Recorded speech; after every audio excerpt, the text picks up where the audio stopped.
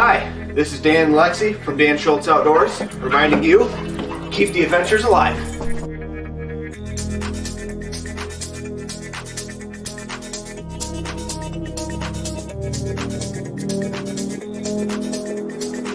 Hey y'all, I'm Johnny. And I'm Colleen. And we're the Keel Quest. And we want you to keep the adventures alive. Cheers!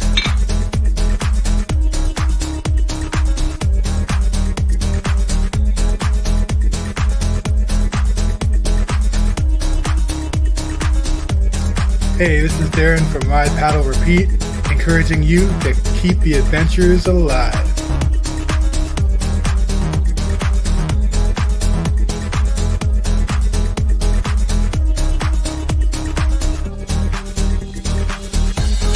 This is David from Beachley Ironworks saying keep the adventures alive.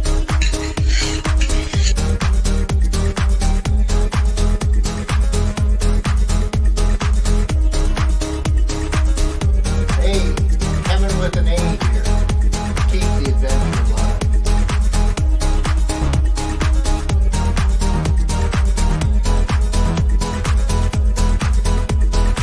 Hi, I'm Dan Mayotte. Keep the adventures alive.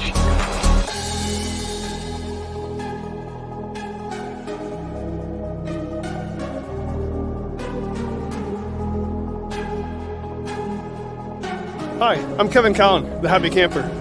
Remember, keep the adventures alive. Awesome!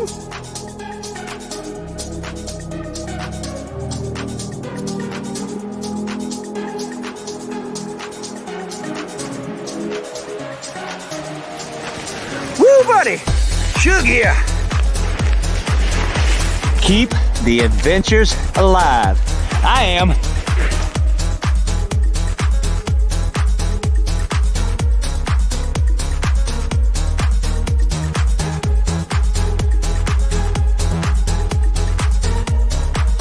Ethan here, the Avid Outdoorsy guy, reminding you to keep the adventures alive.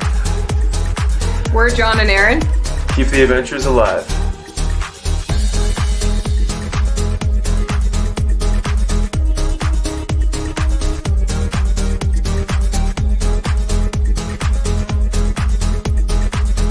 Hey everyone, it's Kylan from Lure of the North, and I encourage you to keep the adventures alive.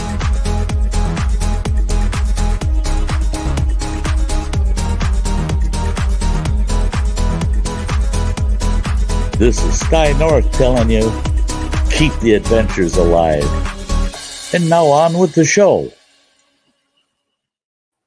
Well, hey, happy Tuesday evening, everybody. Hope everybody's had a great week. This is CANOEHOUND'S Outdoor Adventure Show, a show that brings you a lot closer to the great outdoors by bringing you hot topics and the YouTube personalities that you enjoy and watch.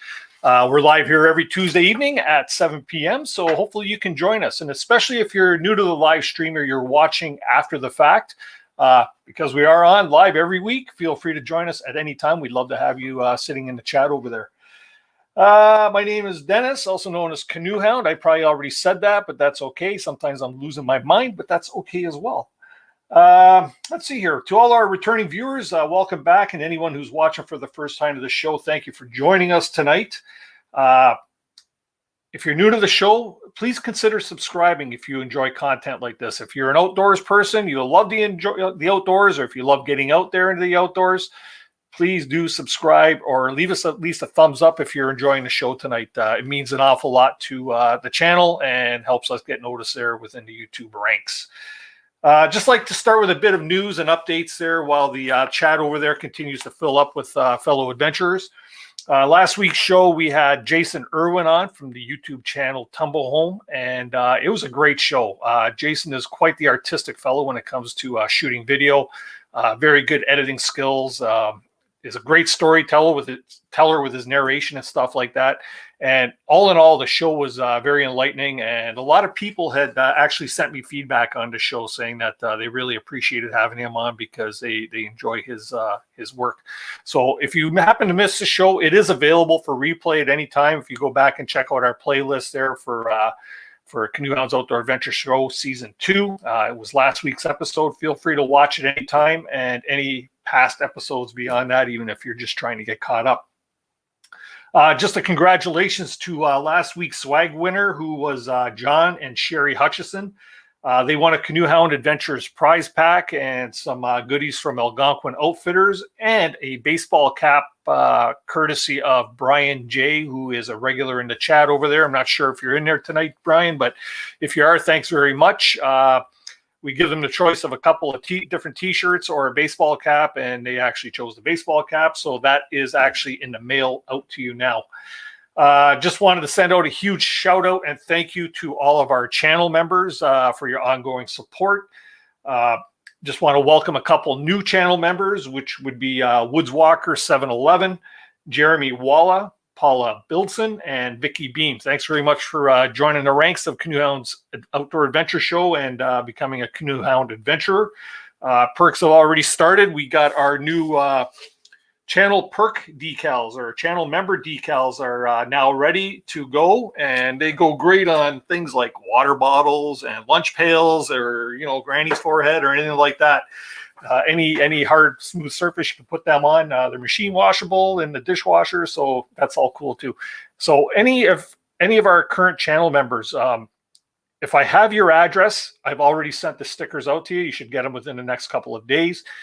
If I do not have your address, drop me an email at canoehound@gmail.com. I'll just put that on here, and shoot me your address so I can get your decal out into the mail for you.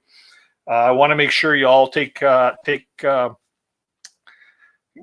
the benefits that you deserve from being a channel member, all the perks that come with it.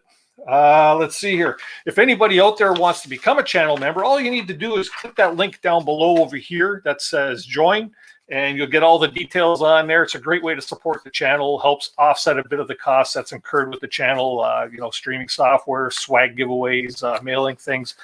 It all becomes rather expensive after a while, but with the help of our channel supporters, it helps offset and it eases the burden by a little bit. So feel free to consider doing that. I also like to thank some of our business supporters, the usuals, of course. We got the Backcountry Coffee Company. They always supply me with my coffee each week. There's a ceremonial swig of coffee. Kid Products, makers of the Kid Twig Stove and Reflector Oven.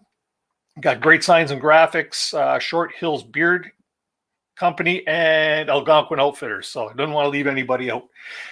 And right now we are starting to get low on our quantities of our Canoe Hound Adventures and Canoe Hound Outdoor Adventure Show patches. There are still some available, but they're going fast. I may have to do another run of these, but I want to change them up a bit. Basically, they're $6 each, or 2 for $6, or 2 for $10. And if you get the 2 for $10, I'll even throw in a decal pack and free shipping. So if it's something you're interested in, you could also email me at canoehound@gmail.com, and I will shoot you all the details. A couple more quick little things before we actually do get started with tonight's show. If you have any guests or hot topics you'd like to see on the show, drop me an email at the same email address, canoehound@gmail.com.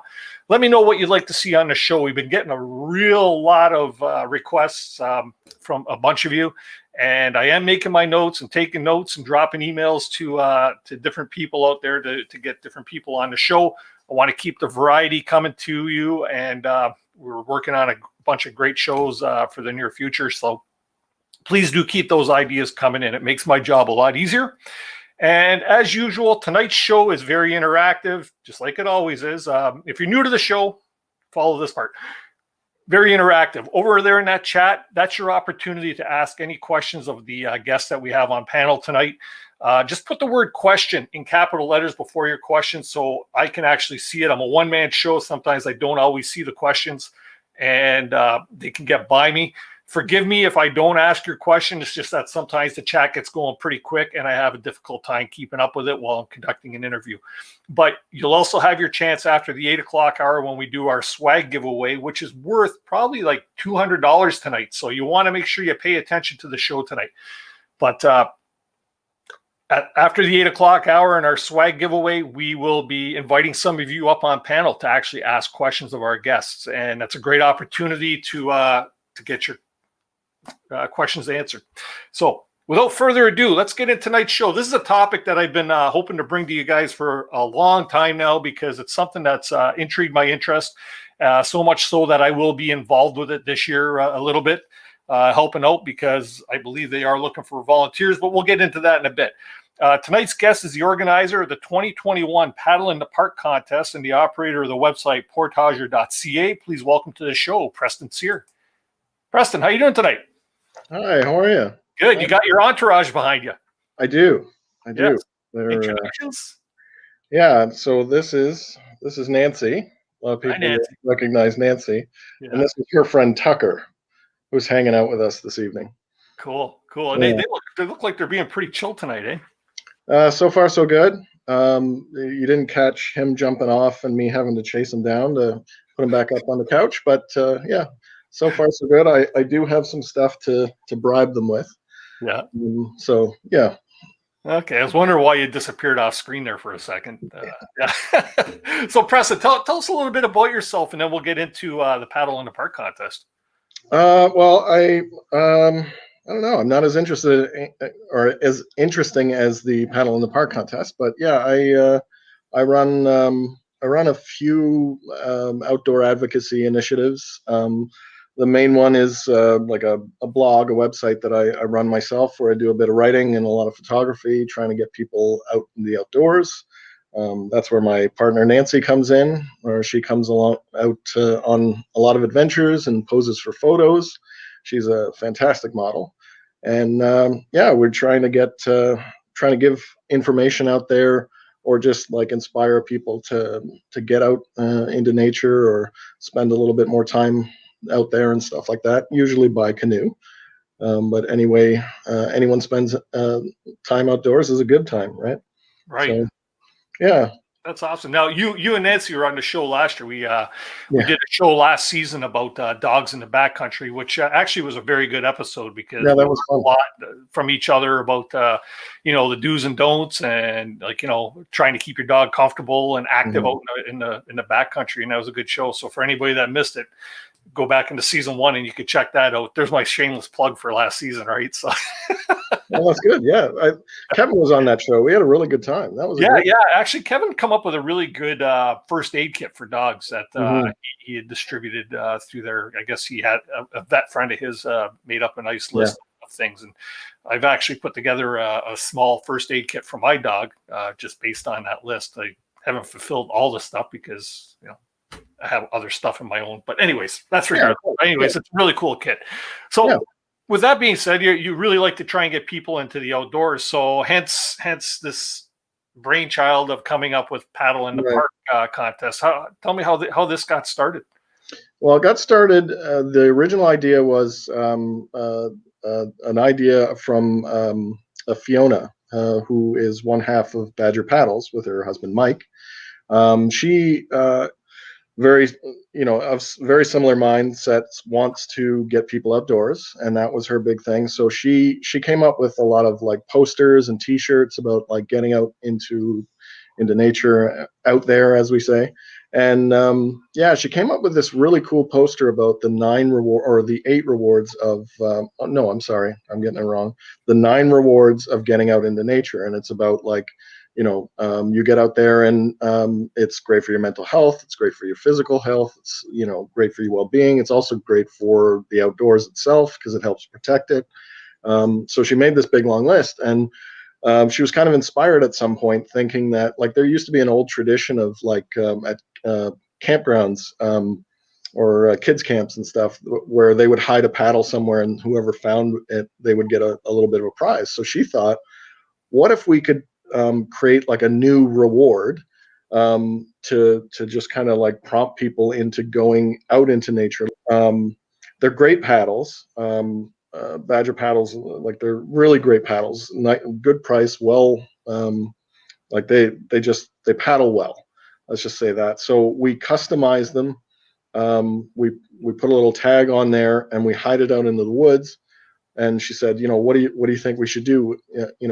And so we got talking and conspiring, and we thought, why not? Let's do this, right? So we wound up just hiding paddles all over the province, and in parks like Algonquin, Killarney, Temagami, you name it, Massasauga, Bon Echo sometimes, And yeah, the idea is that we hide this paddle out there, and we tell people, your best chance to find a paddle is to just go out.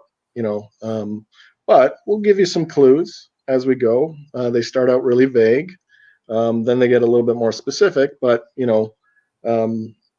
we're trying to get people out into the wilderness, out into places that they've never been, places that they've always kind of wanted to go. Just give them that little extra push to get out there. And so far, it has worked out amazingly.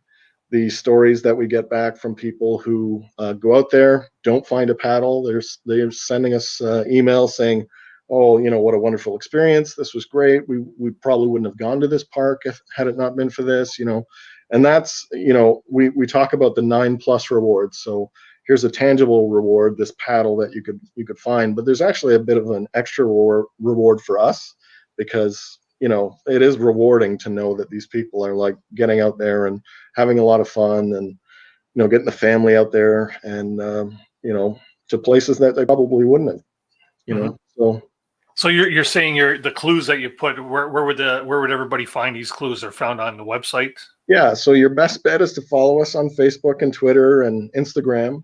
The contest starts July 1st, where someone somewhere will hide a paddle, and your best bet is to follow us on social media. Check out paddleintheparkcontest.ca, and you'll find us putting out clues to help you find it. But your best bet, to make it the most likely way to find a paddle is to get out there. Mm-hmm. Even if you don't know where it is, you never know. Yeah. So now you say you actually hide the paddle, but it's not just one paddle throughout the season. There are multiple paddles through multiple sponsors, correct? That's right. Yeah. So generally we hide anywhere between 6 and 10 paddles. Yeah. 10 was a lot. That was on our 10th anniversary, because both Portageur and Badger paddles started around the same time. So for our 10th anniversary, we hid 10 paddles. We're probably not going to do that again, because that's a lot of work, but 6 to 8 paddles, depends. And yeah, you get a custom made paddle that has the Paddle in the Park Contest logo burned in it, as well as the sponsor logo behind it. We've had great sponsors like Algonquin Outfitters, Killarney Outfitters, the Canadian Canoe Museum. Kevin Callan has sponsored a paddle in the past, and of course everybody wants to find Kevin's paddle, the one that he hid. Hap and Andrea Wilson as well with their Eco Lodge paddle, which a lot of the hardcore Temagami people, they want to find Hap's paddle, right? They want to find, and oftentimes we have kind of a special paddle. We had a Portage Queen paddle a few years back that was hidden by the Portage Queen, Andrea Wilson, of course. So that one was well sought out and sought after. Wow, that's really cool. So now you obviously you have many sponsors for the show, and just really quick, it's kind of a treat tonight for everybody in the chat. We actually do have a few special guests that we'll be bringing up on panel here shortly. They're people that have been paddle hiders. We've had some previous winners and paddle finders from the past, and we'll get them up on screen to tell their story and share their experiences with us. So as things are progressing for the 2021 Paddle in the Park contest, how are things starting out here so far? Is the ball rolling now, or? Yeah, so we're just beginning. We're one of the things I was hoping to discuss too is we are still looking for volunteers, because this is for many years it was just me and Fiona who were running this, and the prizes and the paddles and all that were sponsored by our very gracious sponsors, and we love those all those outdoor people. But we could always use a little bit of help, and Fiona wasn't able to join us this evening, but because of how busy her business is,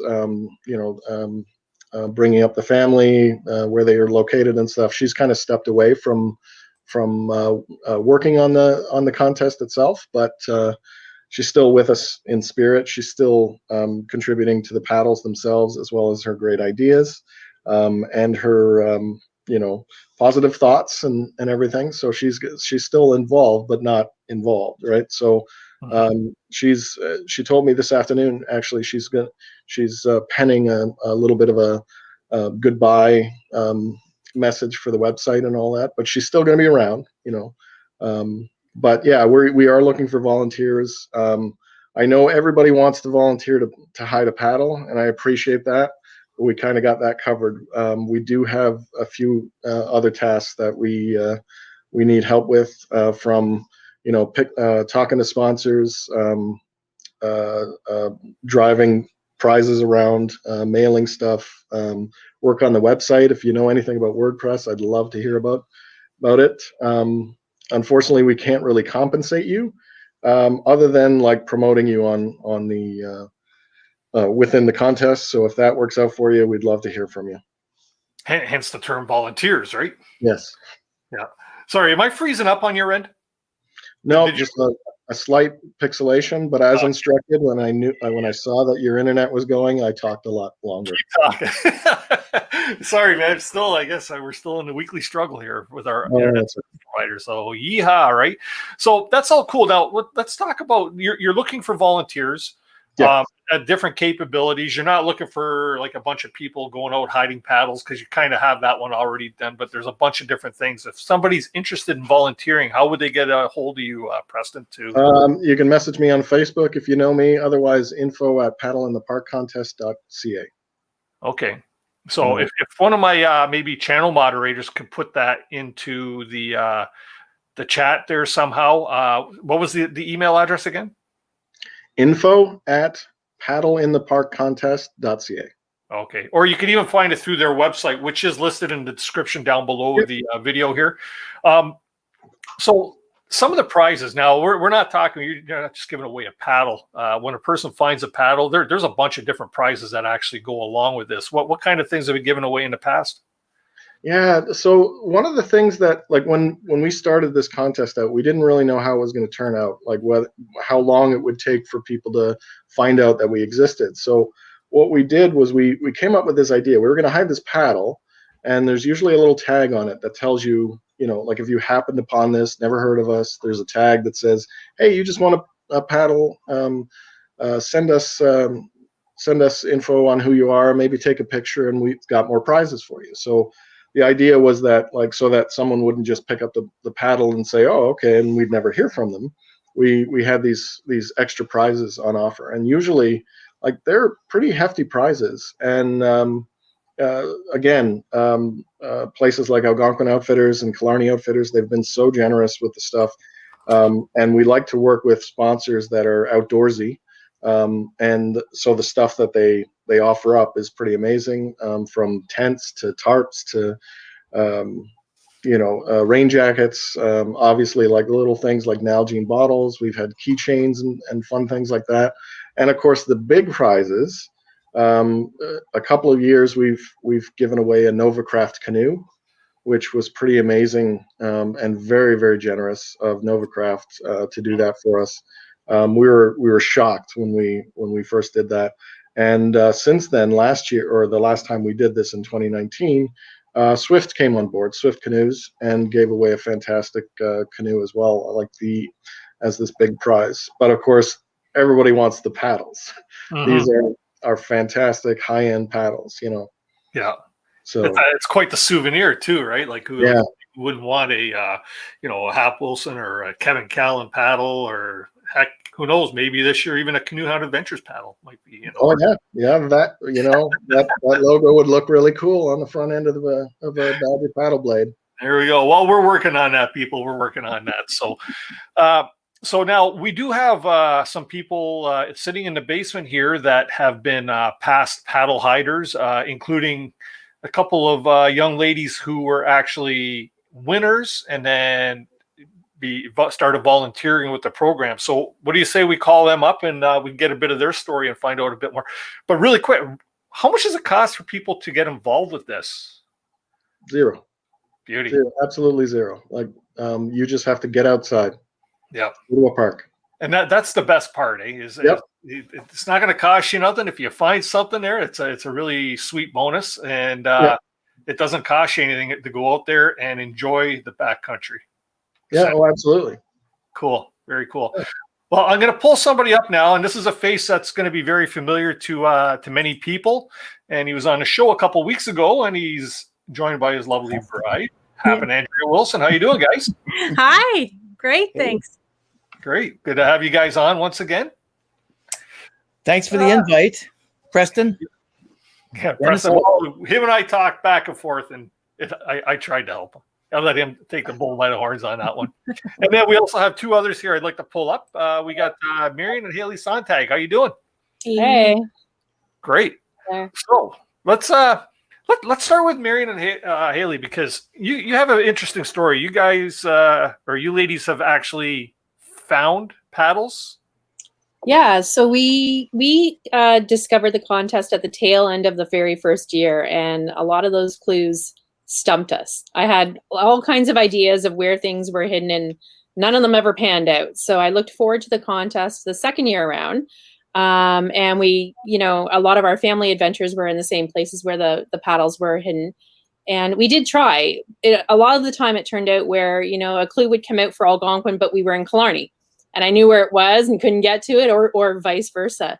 My husband and three of the kids actually found one of the paddles. They found an Algonquin Outfitters paddle on Park Lake in Algonquin. It was Kevin hid it. It was sitting there for almost the entire summer, right, Preston?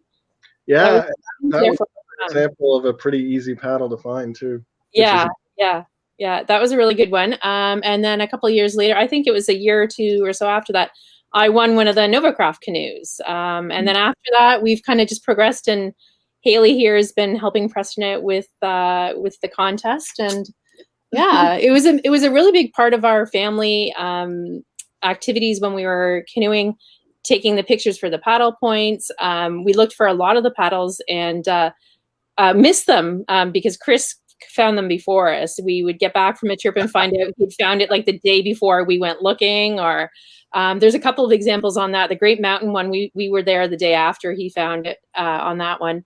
But there's other stories where we were looking for one in Killarney, and we just kind of gave up and instead found a little waterfall off one of the Portage trails and spent the entire day playing at a waterfall. And that was kind of the reward instead of finding a paddle. So it played a really big part of our adventures. Yeah, so the reward doesn't always have to be the paddle or the prize, right? It's just getting out into the backcountry and enjoying nature is reward in itself. Yeah, that's good. So now you guys have sort of turned the tables, and you're volunteering now, or you've helped over the past few years. Yeah, I've kind of been, Preston and I have been in the works with a couple fun little videos filming. We filmed one in Hamilton last year. We were crazy people through a forest. Got a couple funny looks, but I mean, Preston was the one running, not me. So I was watching that video a couple times this week. Yeah. That's cool. Yeah, that was a lot of fun. Yeah. We should do it again. Figure out a fun new idea. Yeah. Cool. Now, you're not necessarily just hiding these in the parks, are you? Like, wasn't there one that you give away just at a park, like at a campgrounds or something, Preston? Yeah. So another great Fiona idea was she thought what would be fun is instead of like hiding it in one place. The last year we ran the contest, I held on to the paddle, and we gave clues as to where I'd be. And even though I was moving along on a trip in that, they'd have to figure out where I'd wind up and meet me. And it was a really cool experience because I'm not super social, to be honest, and a little shy, going up to strangers and saying, "Oh, hey, I've got this paddle. I swear I'm not selling you anything. But yeah, you won this paddle. Here, take it." And I was worried about that, but we wound up having such great experiences and just finding it. It's weird. Fiona believes that the more good we're putting out there, is the reason why everything seems to work out. And yeah, these stories all wind up working out so well because we seem to find like just the exact right person to give these paddles to. Mm-hmm. Like last year, and which I think is what you're talking about, Mike from Badger Paddles, we went out to a put-in. We put in all these clues about, or put out all these clues about where we'd be or how you can find us and stuff. And of course, because no one seemed to find us, I guess the clues were a little harder than we expected. We wound up sitting on this. It was the end of October, and it was just slightly snowing. And we were at Opeongo Lake, and we saw this guy paddling towards us. His name's Daniel. And it's snowing. He had spent the weekend wearing a winter coat, but he had just fallen in love with paddling. And he went out in August and decided, I'm going to get in as many trips before the winter as possible. And sure enough, this was it. So he had to go down a windy Opeongo Lake, snow coming down, wind coming down. His friend was ill, so couldn't help him. So he's slowly just paddling away. And Mike and I, sitting in the parking lot, we look out and we say, okay, if nobody shows up, that's our guy, And as it turns out, we give him this paddle. He was a little suspicious of us at first, but then, we got a message back from him saying, this is amazing. This is what I've done, and I can't wait to use this paddle again, right? So we just helped this guy in his journey to paddling again, and I think that's just amazing. I love those stories.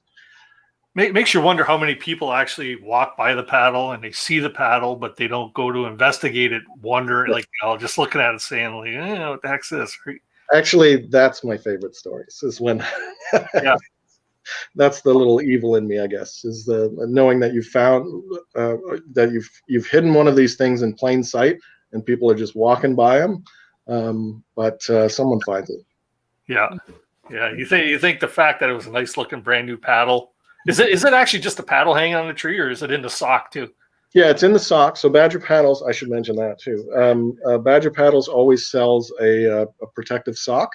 Yeah. New ones that they have now contain no plastic. They're made in Canada, and they're all fabric. So they're black. What you're looking for is this black long sock with a little gray top tied to a tree.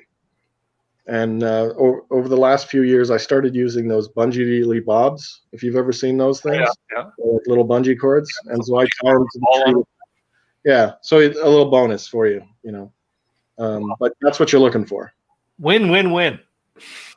So we got Hap and Andrea Wilson. Andrea, I've never heard you called before the Portage Queen.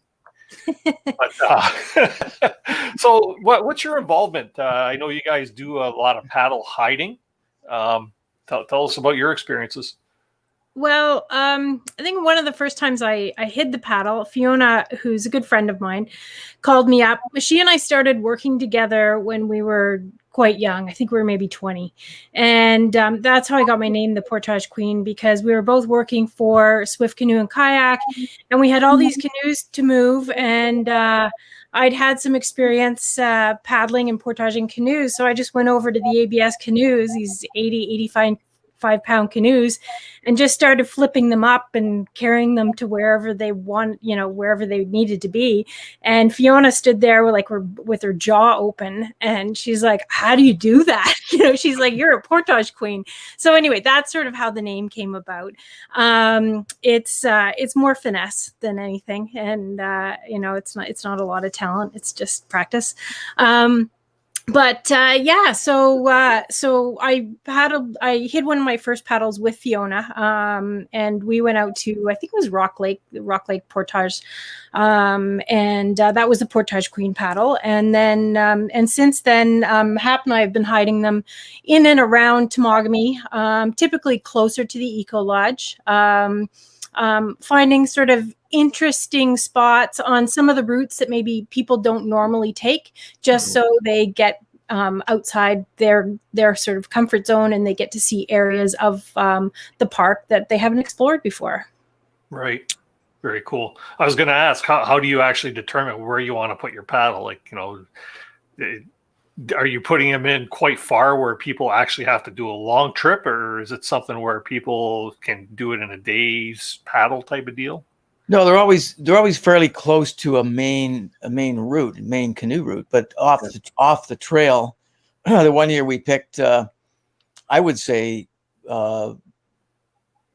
easily one of the hardest portages in Temagami. If you can imagine a hard portage in Temagami. This one is it's even difficult for the portage queen. Yeah.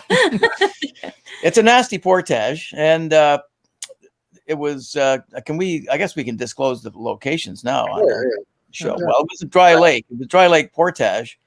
Halfway up the trail, there's a beautiful small waterfalls, and I think we hit it just off underneath a ledge beside the waterfall.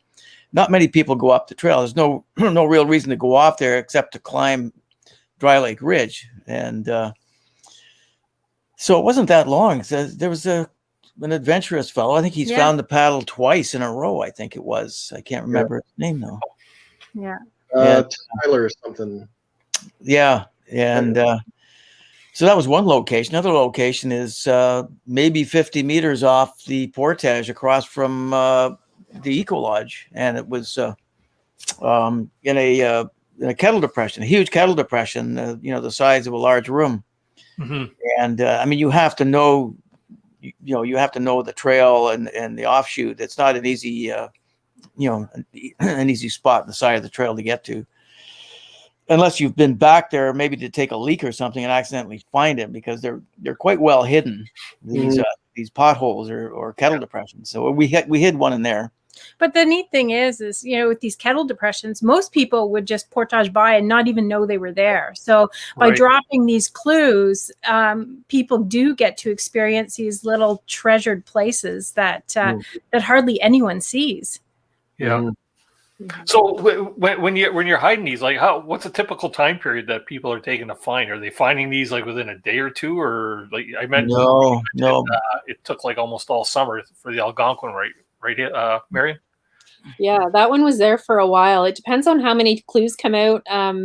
Early on in the contest, the clues would come out on a Friday or a Thursday or a Friday, and by the weekend, the chat rooms were full of who was going for this paddle, who's going for there, and you were kind of tight-lipped about what you thought the clue meant or where you thought it would be. But there was a lot of the paddles that, sometimes they were found really quickly, but in the beginning, I think the clues were a lot harder and to decipher and figure out. Yeah. There's a Facebook group or something too, right? Where you guys were all trying to figure it out. That's amazing. Yeah. Yeah. Well, just so you knew what your competition was. I remember the one that Andrea hit on the Rock Lake, going to Louisa. We were in Killarney for that one, so I figured it out, and I'm like, oh, couldn't make it. Yeah. Well, it is funny. Like some of them get found right away. Probably the worst hide that I've ever done was I went into the Kawartha Lakes Provincial Park, and I went in because I usually take trips, so I'm there for 3-4 days or something like that. So I take it on my way in, and then on my way out, I'm going to hide this paddle. And the way that if you were to come in, there was this like tree that was just sitting on kind of a slope, and I thought, I'm gonna tie it to this tree, and it's gonna hang like kind of an angle. And if you're coming in to the lake, you're never gonna see this, but you'll see it on the way out, if you're paying attention. And I thought, this was the most brilliant spot. And so I take a lot of time to tie it to the tree and then take some pictures for clues and stuff like that. And then I left. And it turns out there was a guy right behind me, like 20 minutes behind me, who just paddled in the same direction, saw this paddle, and was like, oh, fantastic. He had claimed his prize before I even got home. Right? Wow. I just thought, I thought that was the perfect hiding spot, but it wasn't, But generally speaking, we try to go at least 2 portages in to try to entice people into like Hap and Andrea mentioned, entice them to nice places and cool spots, but invest in that, to go out there, right? So we have somebody else in the basement here who I know is also a paddle hider. We'll bring him up on screen now, and everybody knows him as the Happy Camper, Kevin. Hello there, Kevin. Welcome. Long time no see. I hate Chris Hawking. Oh, what's wrong? It's like a ghost. We'll get to that in a minute. Oh my lord, that's craziness. So Kevin, what's your experience? I know you're into hiding a lot of paddles, and what makes you determine where you want to hide a paddle? Yeah, it's funny. It all depends what I'm doing at the time. I remember times where I thought too much of it, and there's other times where I was like running out of time. I remember the one paddle I hid in Algonquin. It was right off of Portage off Highway 60. And the main reason I did that is I was really busy doing workshops and presentations, and I was on the way to Friends of Algonquin to do a presentation. And I went, oh, God, I got to hide this friggin' paddle. Darn, Preston. And Fiona.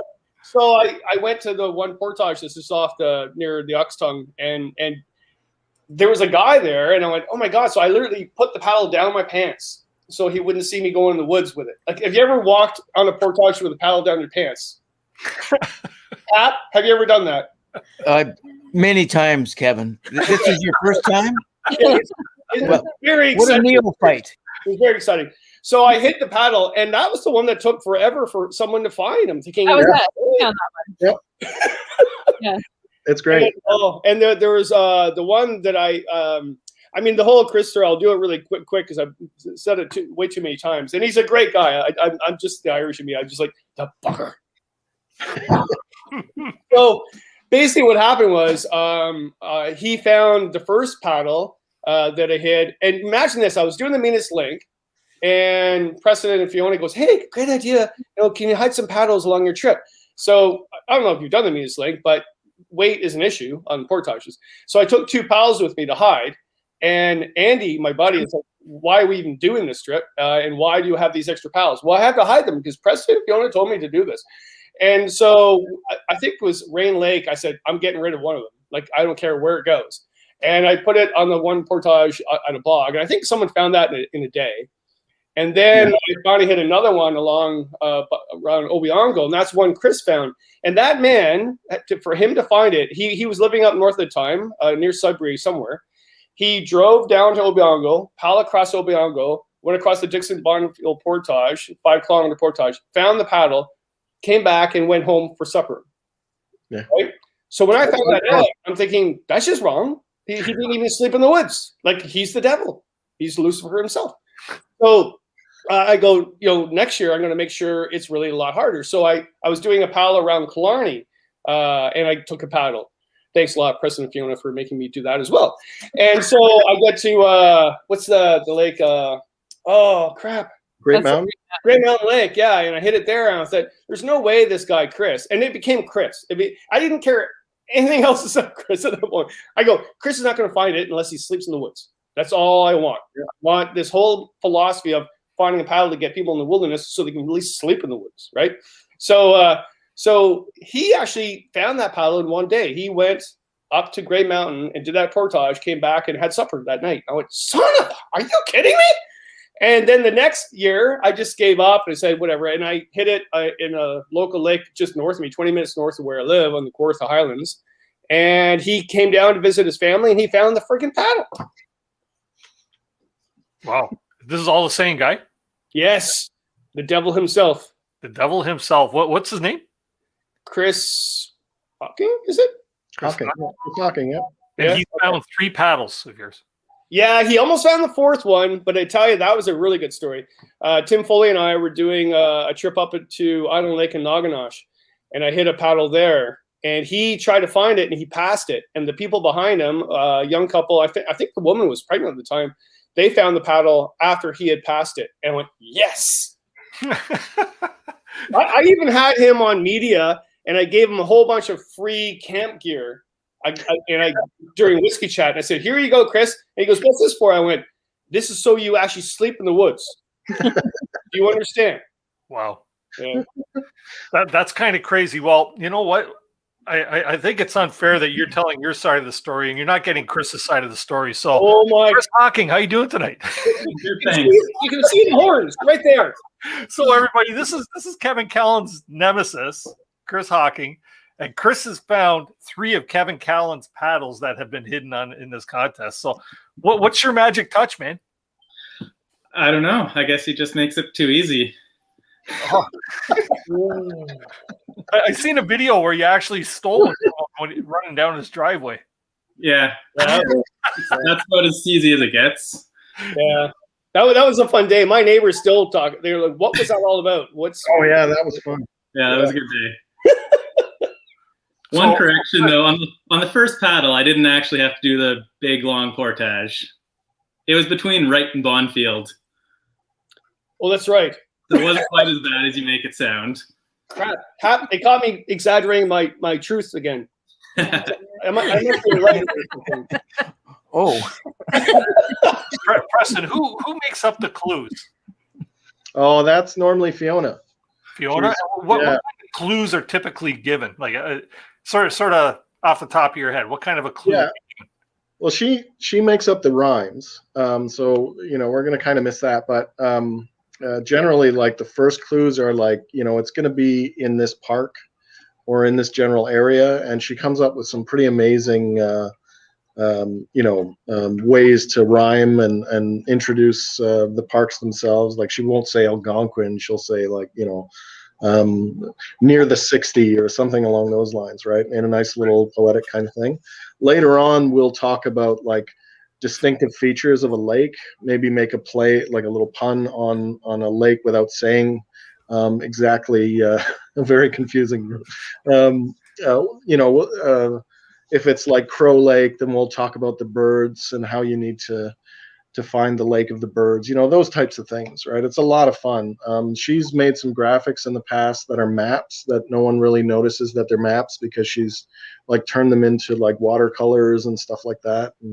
Or one year it was just this like squiggly line that was, right next to a poem about something. And I remember talking to a guy who spent the whole year trying to find this one paddle.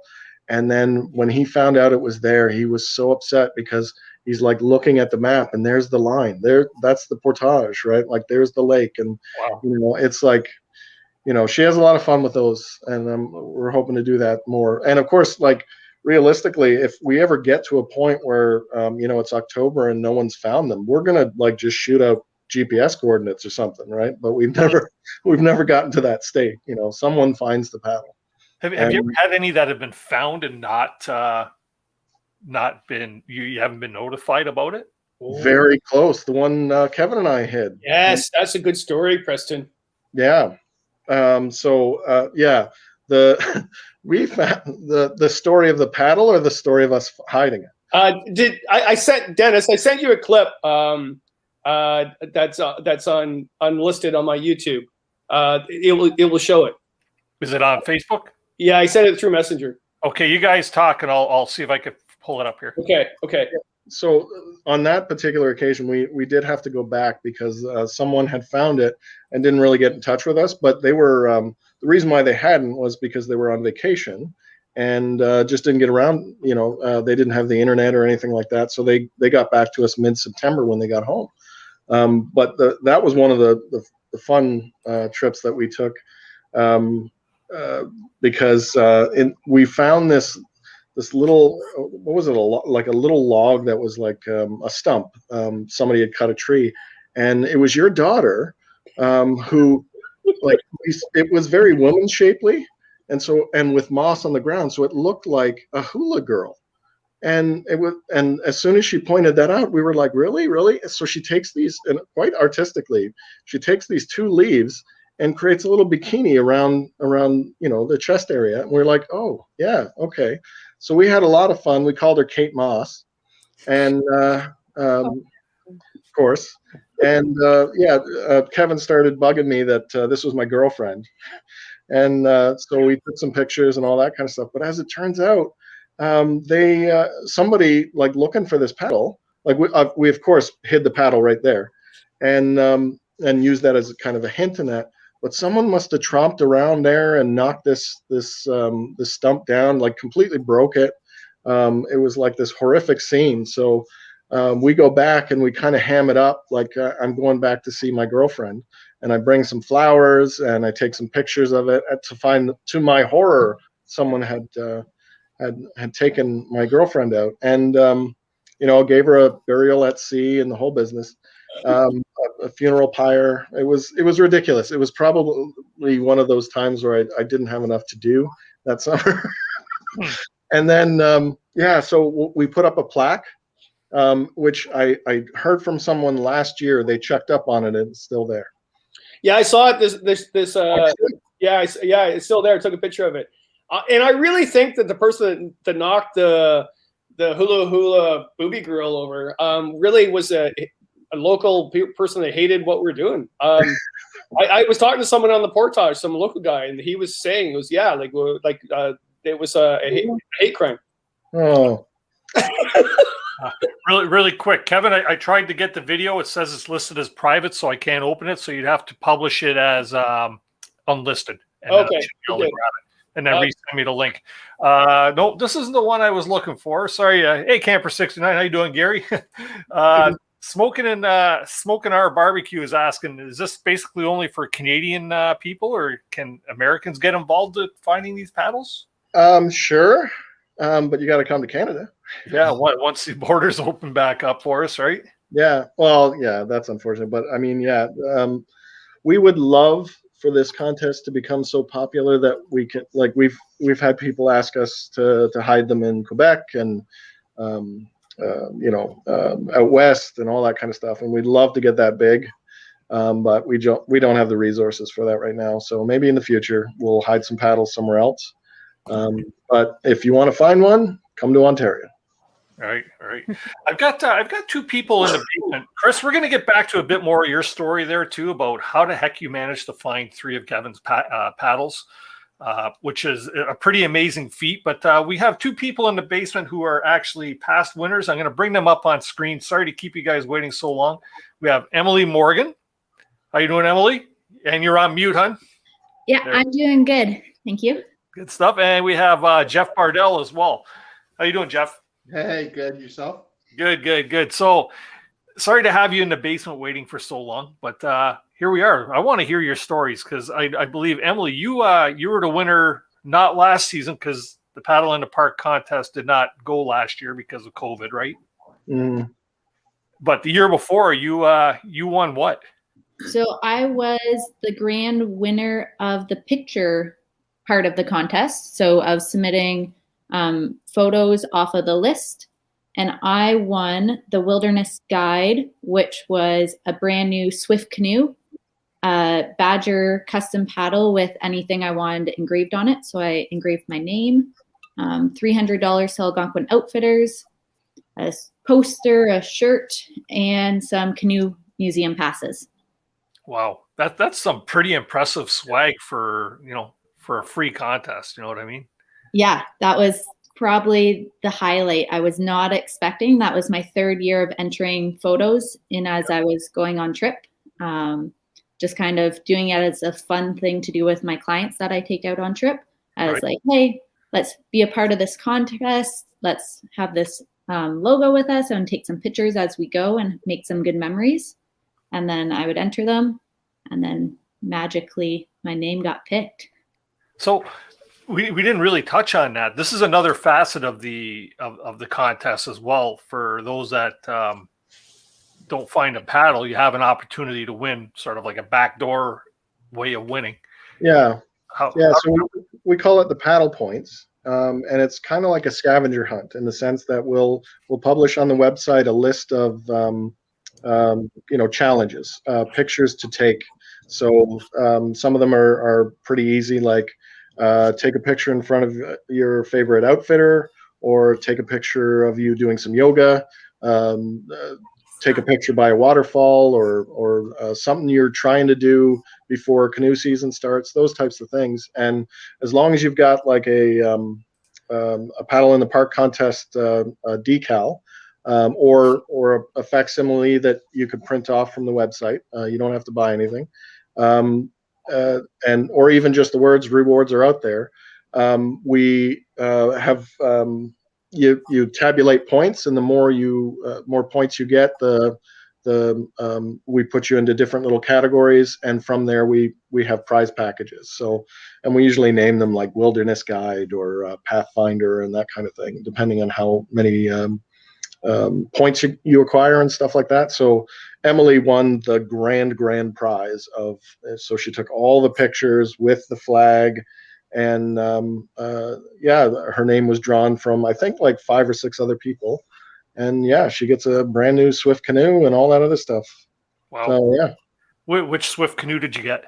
I got a 16-foot Prospector with their new Kevlar Fusion that was coming out that year in the blue color, the sapphire blue.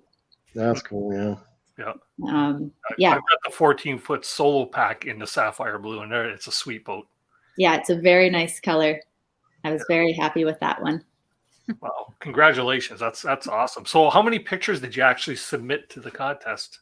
10, because there's 10 categories, and then there's 10 options for each category, and you only need to submit 1 picture from each category. Wow. So there'll be some that are like, take a picture by the campfire, and they're grouped into like, this one's a health one, this one's a fun one, kind of different categories to hit. So you can pick and choose. Every trip I went out, I would try to pick 2 different categories. So that it wasn't all from one trip. It was, okay, this is focusing on this one. I can do this one for this one and work the way down. Because you have the whole summer to do that pretty much, right? Yeah. I'm up in Temagami all summer, so it's a perfect opportunity just to hop in the canoe and go explore and do that.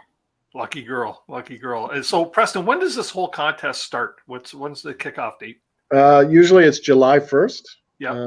There's no reason to think it wouldn't be that this year. So yeah, July 1st, we'll have everything set up on the website for you to download whatever you need to download, so you can take off for Canada Day and take your pictures, or just keep your eyes open, you know, looking for a paddle somewhere on a tree or in a kettle hole or you know, somewhere. Just keep your eyes open.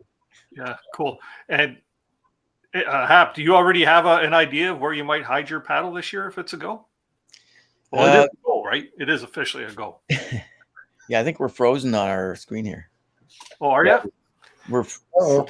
You know what? If you want to drop out of the stream and then pop back in, and I'll get you back up on screen. I thought you guys were pretty still there for a while. I thought it was just my internet playing tricks on you. How do we drop out?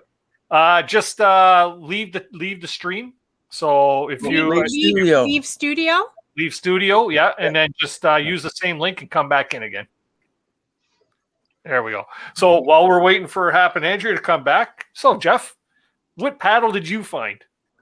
I found the Algonquin Outfitters paddle for season 3, I believe it was, hidden by Kevin, and then decided to get a little creative with it. That was the first year that they had the photo contest part of it, so decided to use the paddle as the decal itself. Contacted Preston and Fiona, obviously, to make sure that was fine, and then from there took the kids when they were 3 and 5 on their first backcountry trip to take a bunch of photos. Drove 2,000 kilometers across Ontario in 48 hours up to Killarney, out to visit Fiona and Mike to see Badger paddle, to see where the Badger is made, and then out to London and back to Toronto and Guelph, and then back to Ottawa, where I'm from. So. Wow. So now your Algonquin Outfitters paddle, do you actually use it, or is it just a memento hanging on the wall? Oh no, I've used it every trip since. Yeah. Good. No hanging on the wall for that one. It has a special meaning for me, especially. I mean, I first heard about the contest with season 1 of the contest. I was going out of Cedar Lake, and Jake from Algonquin Outfitters was telling us this story about hidden paddles in the forest. We were all confused, but after getting back from the trip, I read up on it, and then season 2 tried to find a paddle. Ended up was supposed to go with a friend, had an idea where this paddle was, and he had to cancel last minute, so I ended up doing my first solo trip and experiencing that, which was the most amazing experience of my life. Anyways. Cool. I'm having a hard time hearing you. Maybe get a little closer to the microphone there, just to amp up your volume a bit. But so now, have you tried looking for paddles in subsequent years? In subsequent years, yeah, I took my son on his first trip as well. Ended up in French River Provincial Park on the same island as Chris Hawking. So I saw these guys searching this island close to Oh, yeah. It was a little. I'm like, I'm assuming they're looking for a paddle. Let's go say hi, and it ended up being Chris Hawking. So No kidding. The legend himself, right? yeah, exactly. If he couldn't find it, I couldn't find it. So neither of us found it that year or that location, anyways. Yeah. But you stayed at that site, or what did you say? You had lunch at that site? We had lunch at the site the paddle was at. Yeah, it was hidden in the cedars. Just didn't see it. Didn't look there. So let me put this scenario together. So here's Jeff and Chris on the same island out there for the same thing. Were you guys like keeping an eye on each other, like making sure nobody snuck off into the woods or? Well, at first I knew that, yeah, he had searched that island, so I didn't search the island right away. So we went searched a couple other areas and then came back. They were still at the island, so then. That's cool. That's cool. So when this happens, Preston, do you find once the clues are out there, do you see an influx of people, or would the parks or the areas see an influx of people heading out there? Oh yeah, same mission, the same deal. We've seen races happen. We've seen in Killarney on the west end.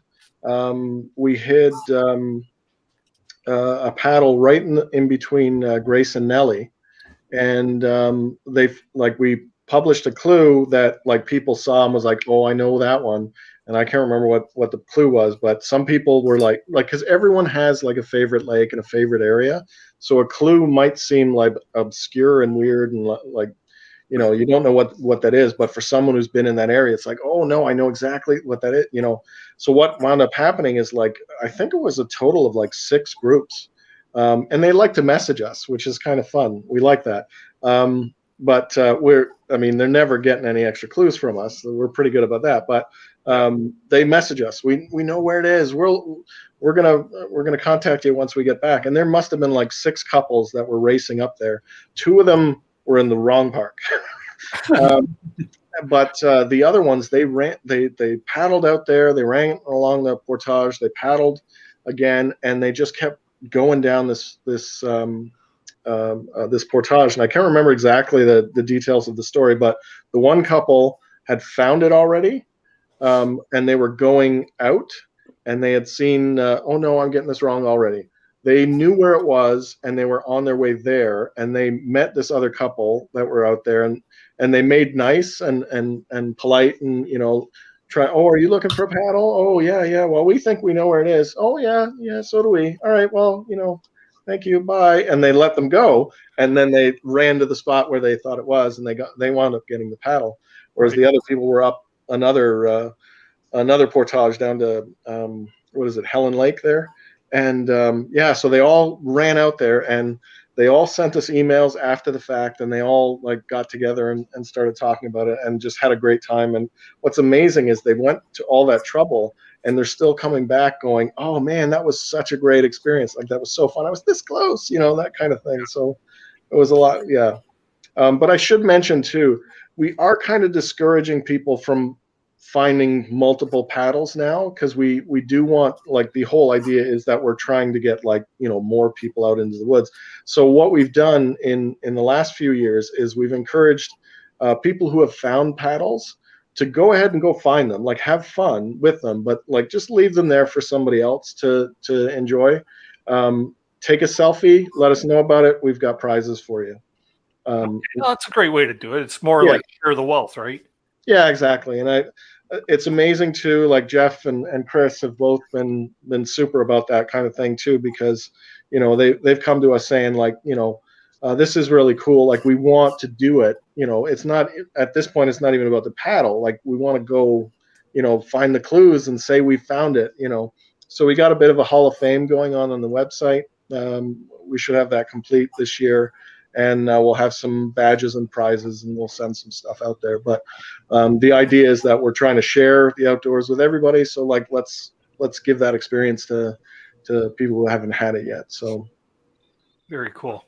Okay, so we're at 8 o'clock here. I do want to get on with the swag giveaway here in a moment, but I think Kevin shared a video with me. I'm going to pop that up on screen here. Everybody's going to go really small here, just off to the side. You'll still be on screen. Let's see if I could share this without without blowing up my whole computer. Don't do many screen shares. So if I go like this and I go like that, and we want the audio, Kevin?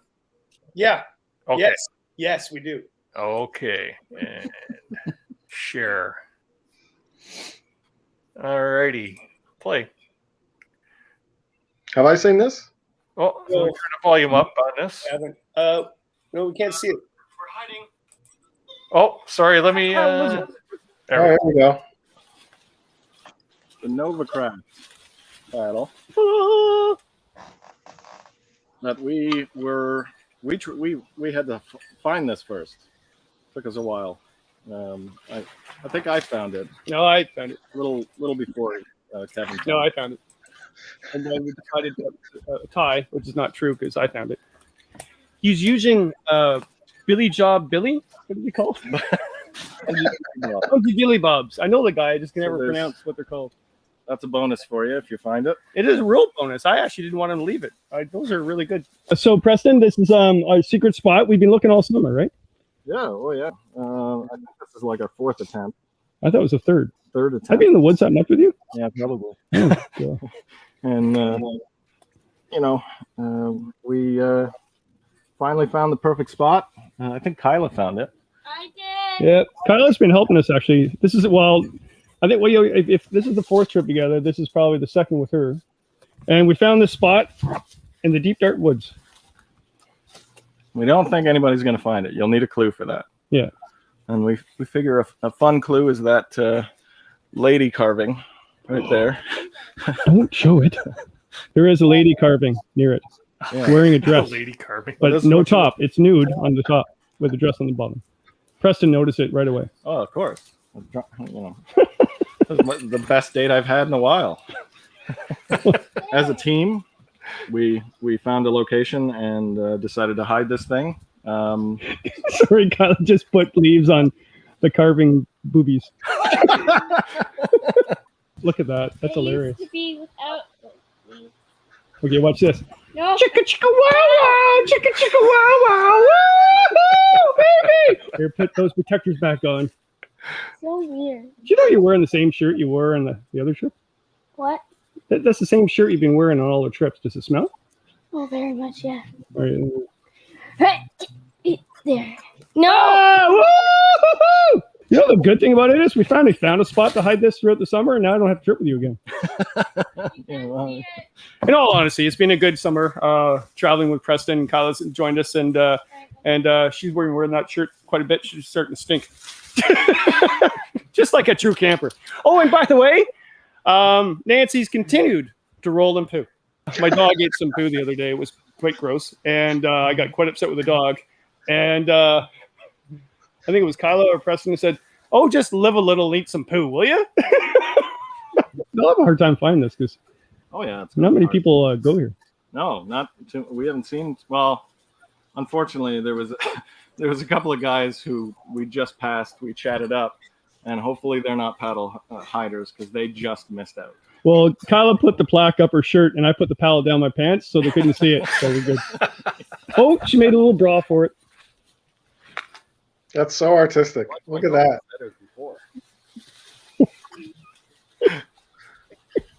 That's awesome. Whoops, let me kill that. That's amazing. I totally forgot about that.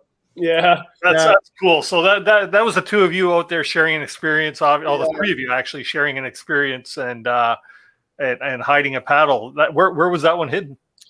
I'll tell you, there's a great story behind that.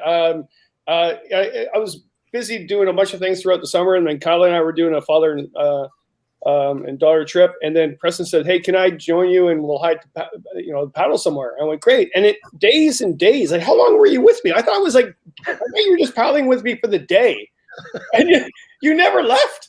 You never left the entire time we're on the trip, and then we finally hit the paddle, and Yeah, and I should have mentioned I'm a bad snorer. So why he was so grumpy is that I have to he made me put my tent so far into the woods because I'm keeping everybody awake. And in the morning I just tell him hey, we didn't see any bears, right?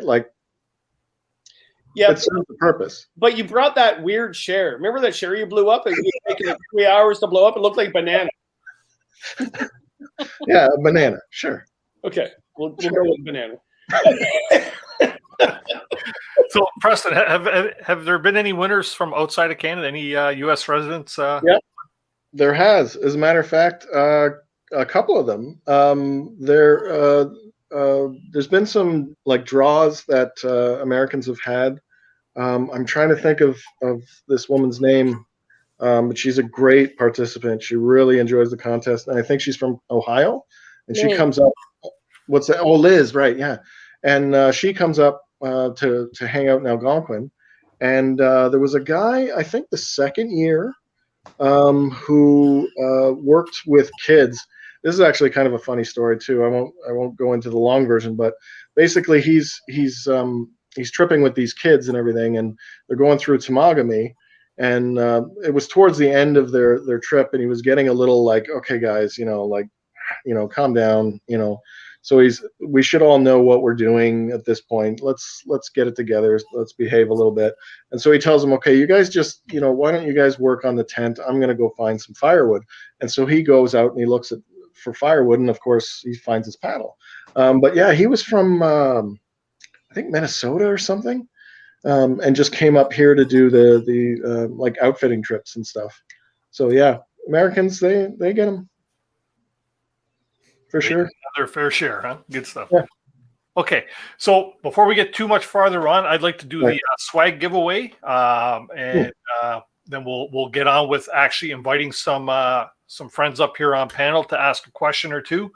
Let's start with I'm just going to drop everybody down into the basement for a few moments here while we do the swag giveaway, and Preston and I will stay on screen, and then we'll get you back up as soon as we do the swag giveaway. Okay, guys and gals? See you in just a moment. Just lots. And then number 2. Okay, right. So for this week's swag giveaway, we really do have some grand prizes that are, a grand prize that is going to be going out to one lucky winner. And I'm just going to click a couple buttons here to make sure we get this all going right. We'll start with the ticker going across the bottom. So I'm going to ask you a question. First, I'm going to let you know what you have the chance to win. But please do not put your answer into the chat on the right-hand side there. Please send your answers to coaspries@gmail.com. You have until Saturday to send me your correct answer. If you don't have the right answer, I usually reply to you with a clue because I want everybody to have the opportunity to win, and just reply with the correct answer. Sometimes I'll put a video or a time snippet in there that you can check out the video to get the correct answer. So for today's swag giveaway, we're going to start first. We're going to have a Canoehound Adventures swag package, which is going to consist of a couple of our Canoehound Adventures and Canoehound Adventure show patches, nice. Some decals.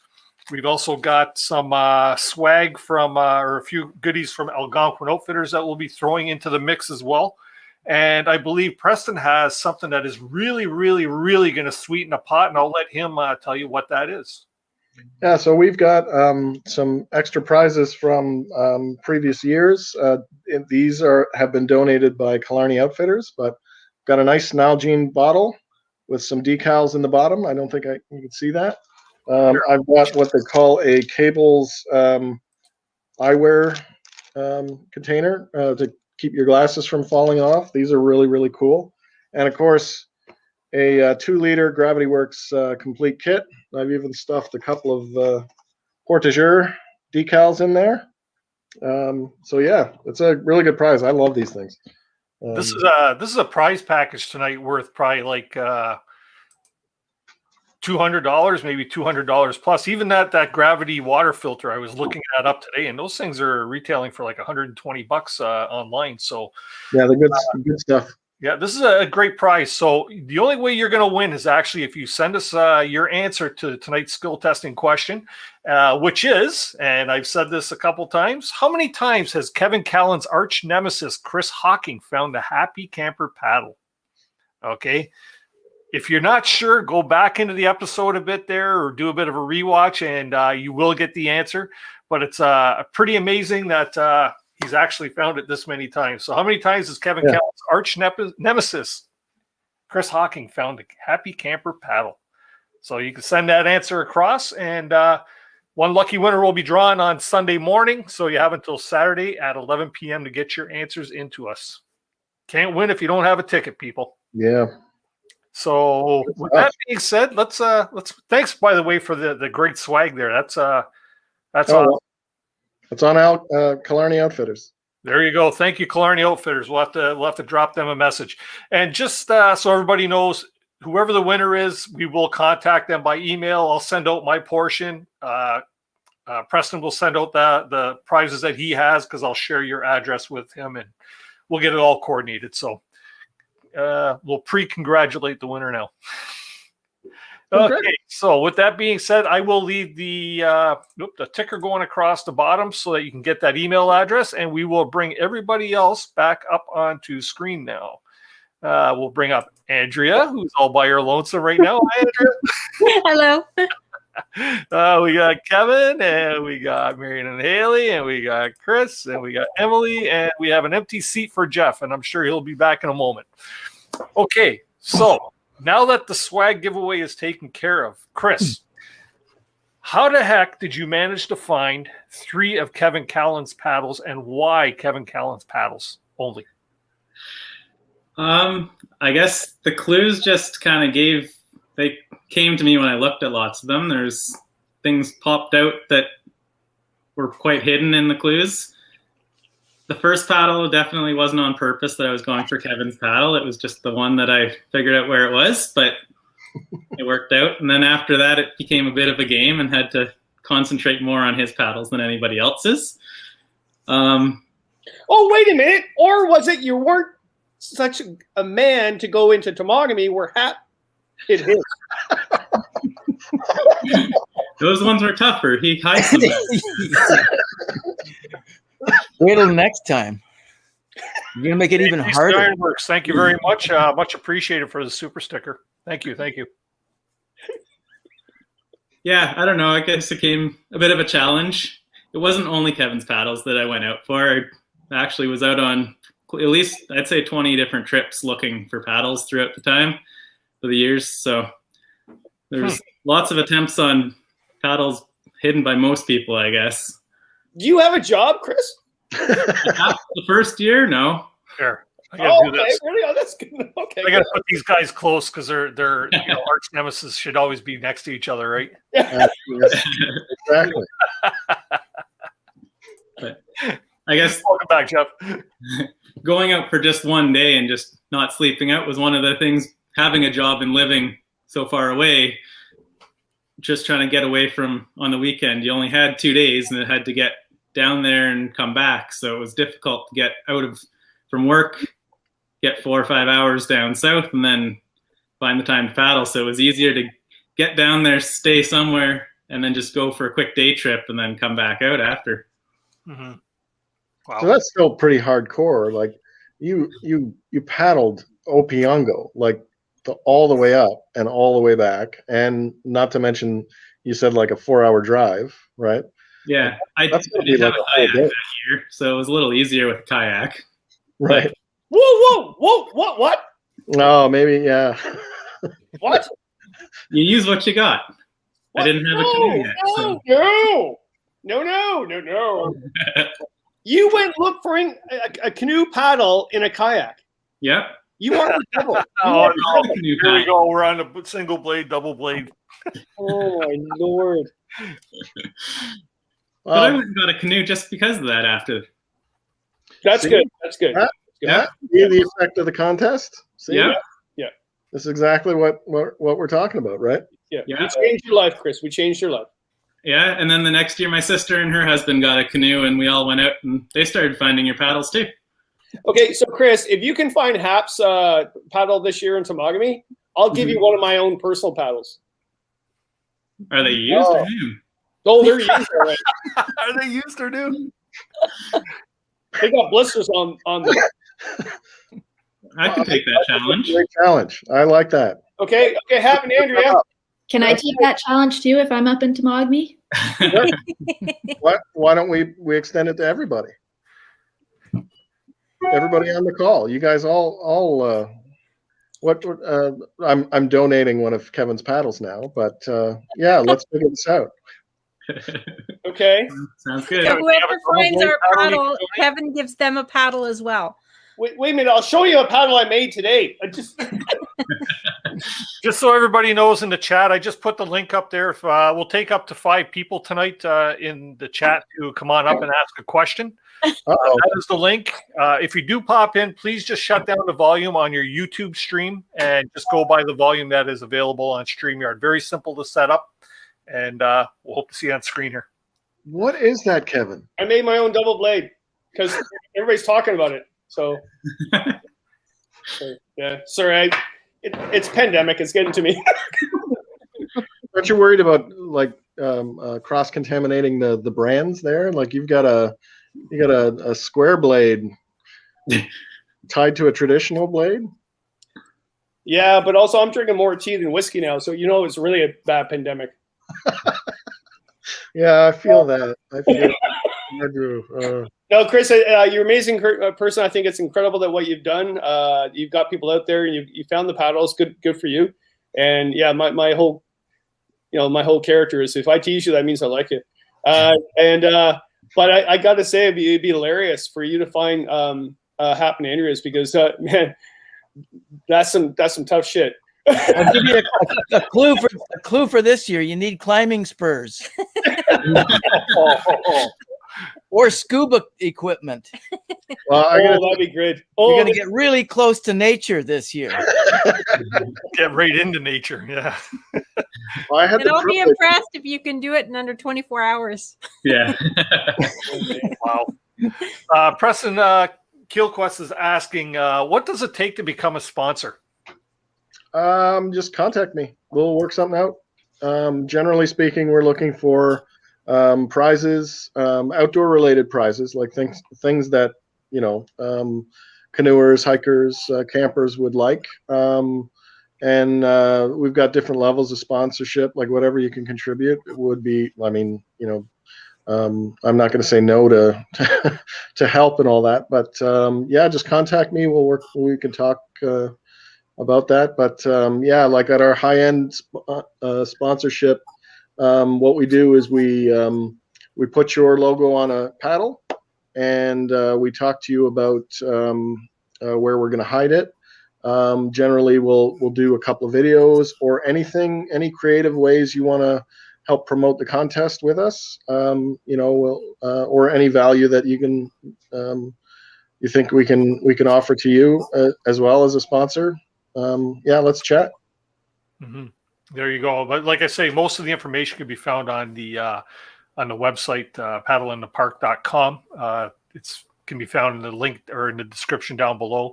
Just reach out to Preston. That's what I did. I reached out to Preston regarding this show, and he gets back to you fairly quickly. So it's an easy process, I think, right? Yeah. Oh, yeah. We're tiny, right? Like it's not very bureaucratic or anything like that. So yeah. Let's figure something out. That's awesome. Do you have sponsors on board already this year that you can actually mention? Because I think those that are involved already deserve some accolades. Yeah, I haven't reached out to any sponsors quite yet, so I'm not really sure. Okay. I have some ideas of who likes to join. Like Killarney Outfitters loves to join. Yeah, we'll see. Kevin and Hap, they're always good sponsors. Yes, sponsors. Kevin's been a great sponsor all these years. Like. Especially the three of you guys, so helpful for, helping us with hiding these paddles, helping promote the contest, one of the reasons why we are as popular as we are is because of your guys' contributions. So, absolutely. Thank you for that. We appreciate that. So yeah, let's shout out Hap, Andrea, and Kevin. Yeah. Thank you. Awesome. Yeah. Well, even if Kevin likes to stick paddles down his pants. Andrea, most guys usually do that with socks. Yeah. That's not a requirement, though. Anybody that picks up a Kevin Callan paddle from now on is going to do it with 2 fingers, right? I hope to God it's not a double blade then. Kevin, I have to ask, those guys that saw you on the portage with the paddle down your pants, did they think you were happy to see them? I have no comment. No comment at all. Did they know who you were, Kevin? No, they were just, I don't know. It was an awkward moment. I really, yeah. But it is funny though. Remember the times too where you would get extra points if you got a picture with some of the paddle hiders. Right. Yeah. I didn't see that email the first year, so I'm like going around shows, and all these people would come and hug me and take a picture with me. I was, oh, isn't that nice? Yeah. No, it was just for them to get extra points. Yep. Emily, you got a picture with Kevin, did you not? No, I don't think so. I was actually, when I was working at the Outfitters in Tamagami, people would actually take pictures of me because I would be giving them their permits. Oh, right, yeah. And that's how I found out about the contest. Was they asked if I could be there in their photo handing out the permit, and then I was like, "Hey, I'm writing all these permits. I could get so many points right now." Yeah, that's cool. And Jeff, what was the canoe you found? Was that on by Source Lake? Was that the one? Yeah, the one I found. Yeah, exactly. It was just off of Source Lake. Yeah, the clues were pretty much there. I was wondering why nobody could find it yet, because it was because I'm a history person, whatever. But you had to go up that ridge to get it, so it was dark too. Yeah. The plan was to get there during daylight, but obviously best of intentions, right? And got there late in the dark, so the clue was on a ridge. So I'm like, okay, we'll walk the portage. We'll find this ridge. The whole portage is the ridge. So my friend, so we didn't get lost. My friend stayed on the portage trail while I went up and down along this ridge for must have been like an hour and a half, maybe 2 hours. He kept telling me, we'll come back tomorrow. We'll come back tomorrow. You come up and talk to me. Okay, we'll come back tomorrow. Finally, this is how it's meant to be, right? He's yelling down for me. Okay, we got to go, kind of thing. It's time to give up. I'm like, okay, fine. I this time I give up. It's true. I turn around, take 2 steps, and the paddle was right in front of me. I was taking 2 steps to go down to him after about an hour and a half of looking for this thing in the dark, and it was right there. Had he not called me to say, okay, it's time now, and had I not turned around and taken those 2 steps down towards him, I would have walked right by it. So that's cool. That's cool. Wow. Yeah, and wasn't a camp counselor? Didn't they find your first paddle? No, it was a camper. Oh, okay. Yeah. They didn't report it, don't they? Did they? After first. Not initially. Took them a little while. Yeah. So Preston, IRC Adventures is asking, is there a year-end wrap-up winding that? Well, generally, what the people who win the paddles and the paddle prize packages, they win them throughout the year. Obviously, we wait till usually like just into November so that we can catch people or let people take some fun, late season photos as well. And then, we do a big thing where we announce the winners and stuff like that. In fact, the last couple of years I've gone to, with the Sontags actually, down to Algonquin, dressing up in costumes and hiding paddles and handing out paddles there. As well as giving people an opportunity to get a picture with a paddle finder, even if he's in a Badger outfit and those types of things. So because the Sontags have hosted me a couple of times there, and the one year I went in, I forget now how we got this idea, but Fiona, being as creative as she is, she built a mascot outfit. So I'm going into a public place, never mind like a crowded campground where all these like trick-or-treaters are on there, with a big Badger outfit, like full on, like the head and everything. Mm-hmm. And the idea is we told everybody you needed to find me. We didn't tell them I'd be in a costume. So I'm just wandering around this campground as a Badger. And there were kids coming up, and I didn't really realize this would happen, but there were kids like coming up and hugging me like it was Disneyland. Like, hey, here's like, this, and I wasn't prepared for that. But I wandered around the camp campground several times, and no one figured out it was me, even though I had like the Badger paddle logo right on the mitts and everything.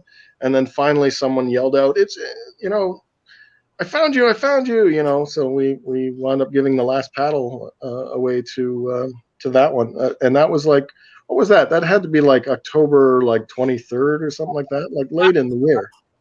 Yeah. So yeah, lots of fun opportunities at the end of the year. Mm-hmm. Donald Kelly's asking how many paddles get put out each year. It varies, right?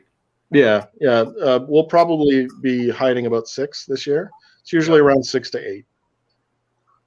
Depends on how many paddle sponsors you actually get, right? Yeah. Okay. For the volunteer portion of this whole thing, now you mentioned earlier in the show we may have had a few people that have come in a little later into the stream. What type of volunteers or what type of positions are you trying to fill as far as seeking out volunteers, Preston? I would love to get some people who are a little savvy on social media, or who can help me write posts, both on the website and on Facebook and stuff like that.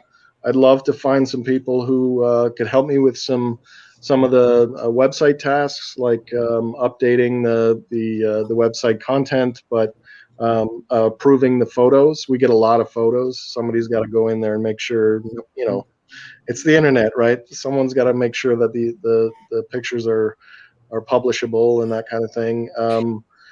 I also need help with people like speaking with sponsors, talking to sponsors, help me move paddles around and prizes and stuff like that. And the only thing that I have to mention is that you probably won't be hiding a paddle. We've got enough help with that. Everybody wants to do that. And that's me being selfish too, because I love that's my fun, to really hide the paddles. I really enjoy that. Yeah, but anything really, like we're having a meeting tomorrow, but we are still looking for volunteers. Anybody who could help out. It's a volunteer thing. So, I mean, if the contest can help you in some way, let me know. I can't compensate you, maybe some year, but we can certainly help promote whatever outdoor activities you've got going on as well, if that fits. Mm-hmm. Preston, there's quite a few comments here asking Chris to hide a paddle. Yeah, didn't we have that idea a couple of years ago where Chris was going to hide a paddle and you were going to try to find it? Yeah, but then Chris said, I can't be as good as Hap and Kevin. Oh yeah, I remember that. Yeah. Chris. There's quite a few people. I'm getting private messages sent to me right now saying, "What about Chris hiding a paddle? Hap, you think he's up for it?" I think that's a great idea. Hey, why not? Sure. Yeah. Go for it. You're out of control, Hap. Yeah. And Andrea, will there be another Portage Queen paddle here, perhaps? Perhaps. I got to talk to the bosses. There we go. Excellent. So this is all shaping up to be something good. Now, just that, I hate to ask or play the devil's advocate on this, but what happens if the parks are closed down this summer? I know you were kind of kicking yourself in the behind that you didn't run it last year based on what's been going on with the pandemic, and it could have been a great season after all, right? Yeah, a lot of us are trying to be good citizens. We're trying to be good examples. So obviously, we're going to follow any protocols that that come out. So if they tell us we can't go into the parks, we're not going into the parks. That said, though, I can't imagine this year is going to be any different than last year. I mean, ideally better, but last year we decided out of respect for the situation, but also a lot of our outfitters who'd be offering these prizes and stuff, that we weren't going to run the contest. We didn't want to burden anyone, and we didn't know what was going to happen, right? Now, as it turns out, everybody went camping instead of everywhere else last year, so we probably should have run the contest last year, but who knew, right?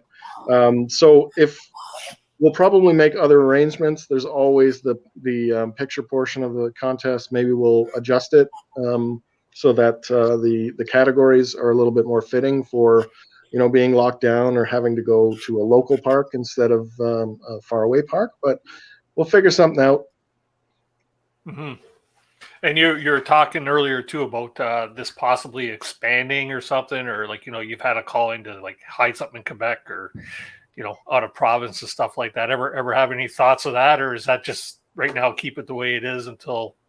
Yeah, if we could figure out, like, it's just, you know, it's a small group running the contest right now. We don't really have an operating budget or anything like that. So if we get to the point where we do have one, and we can expand that way, I'd probably look to partner with some other people, because as much as I'd love to visit all these places, I can't be everywhere, right?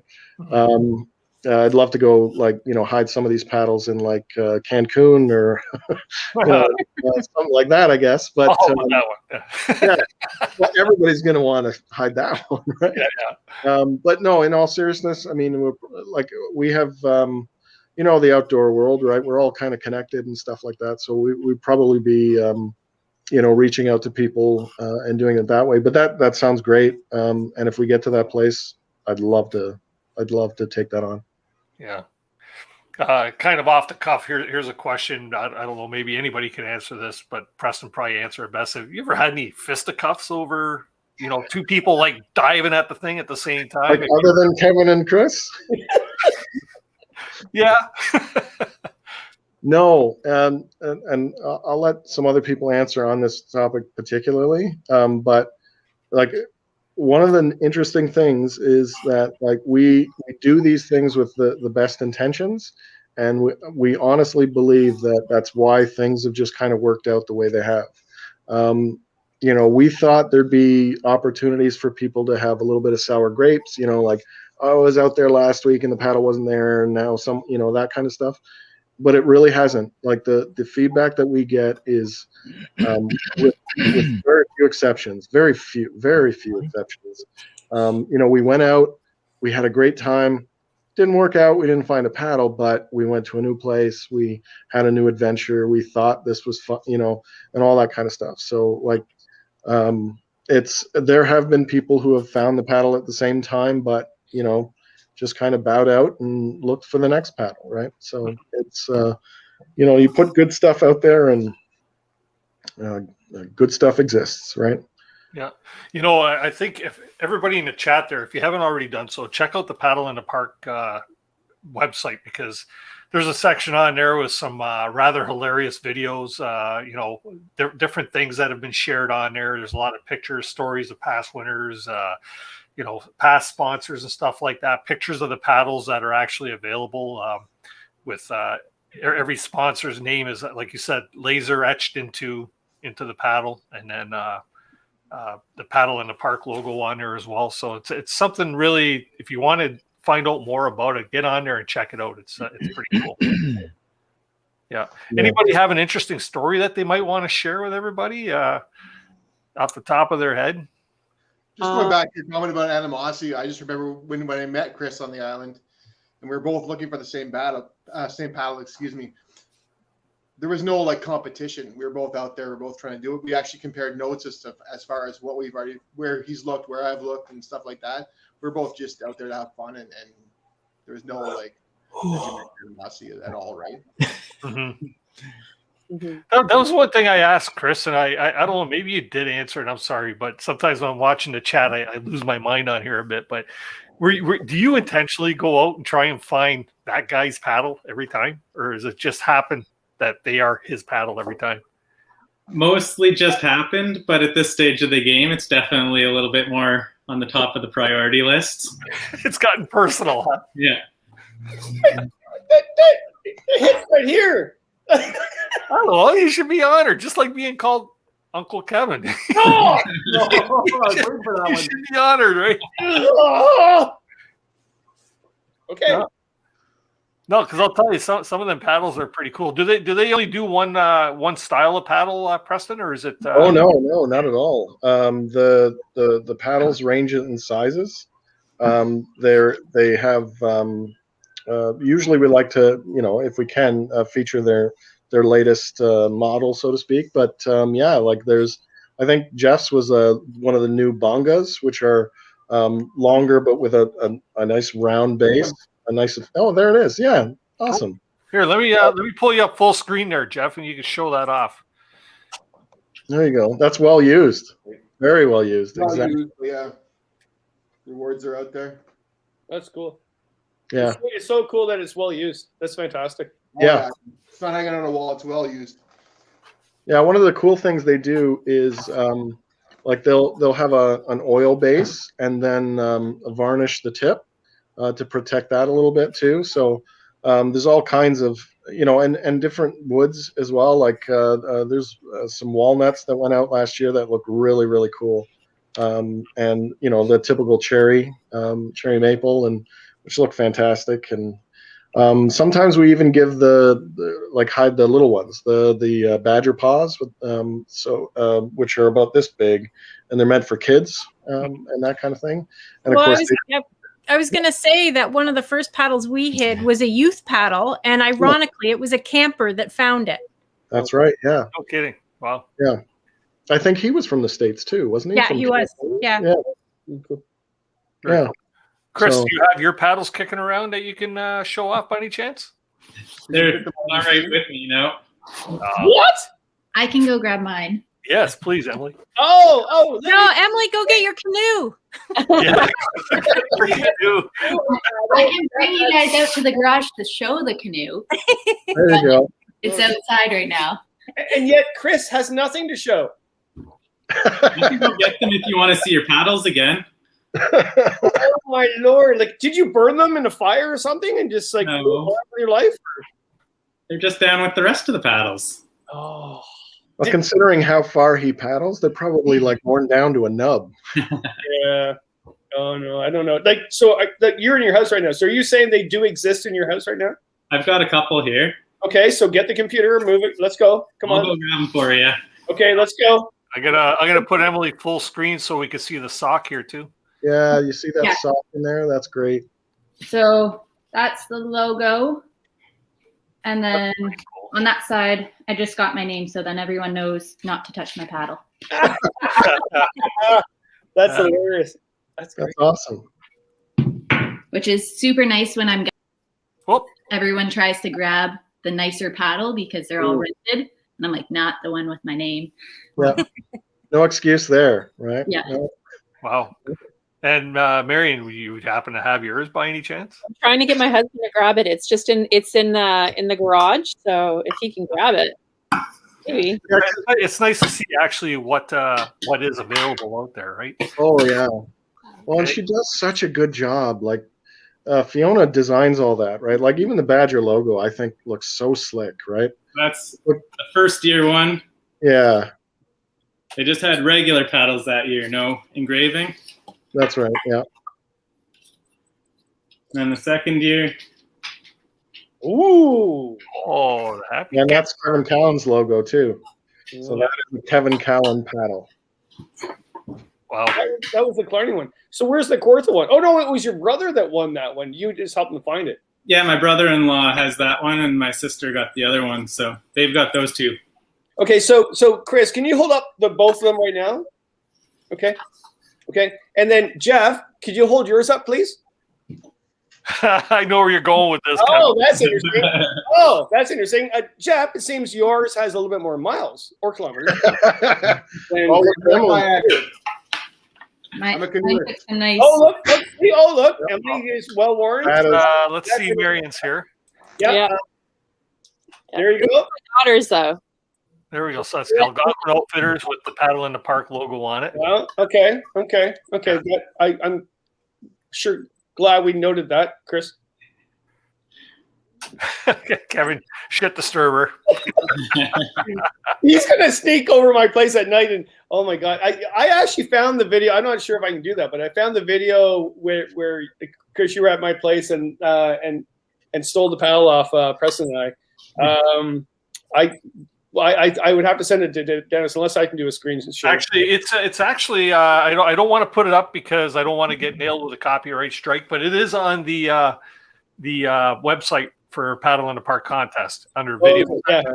And it's there, and I'll tell everybody in the chat, you really got to go watch it because you're going to get a good laugh out of it for sure.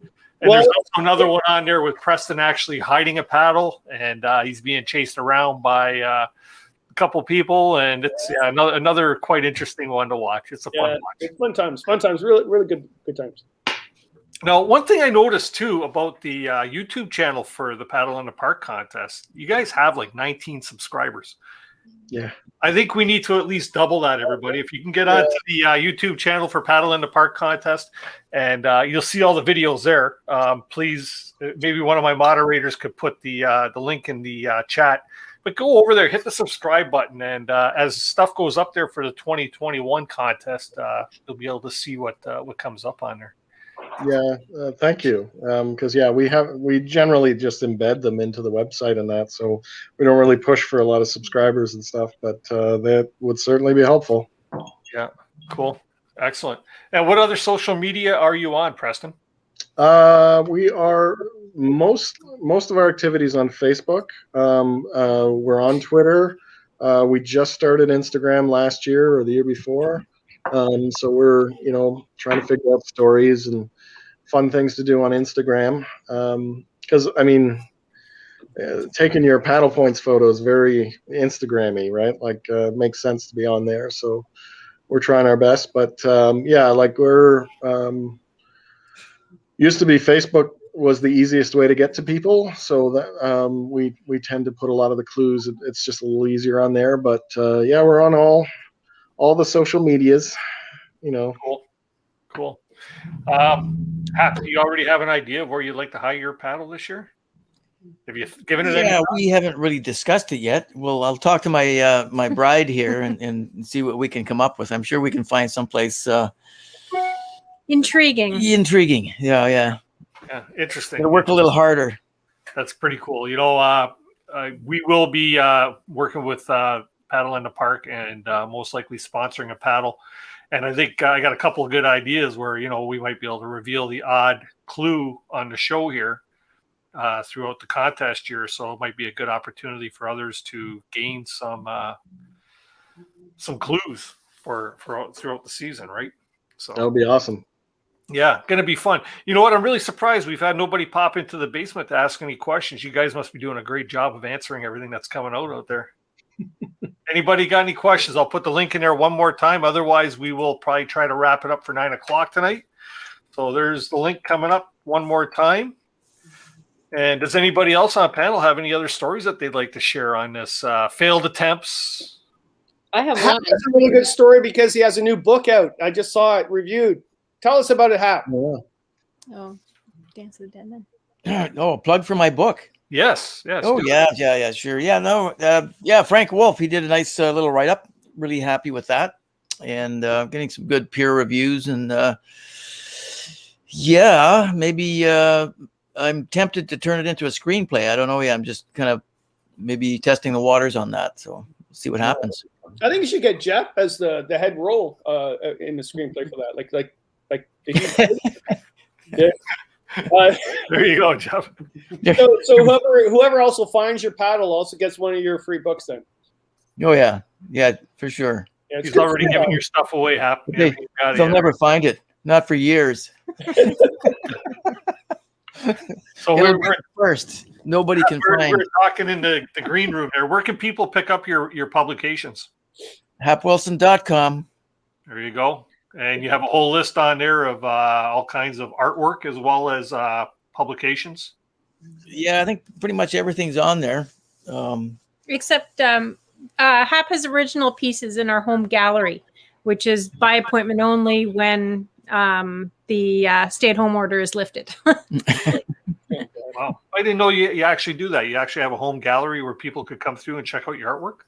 Yeah, everything, mostly illustrations from the various books. Interesting. I've got a lot of unframed, I've got over 350 hand-drawn maps that are just in a huge stack, just tucked away somewhere. I don't know what I'm going to do with them. Right. Wow. There you go. The retirement fund. Yeah, when I'm gone, it would be my legacy, I guess. Cool. Get rid of all Hap's junk for yard sale. You look at canoe trips and hunting paddles, though. I mean, your latest book is on one incredible misadventure, right? So it's a totally different thing. I don't know if a lot of people know about what you just wrote about.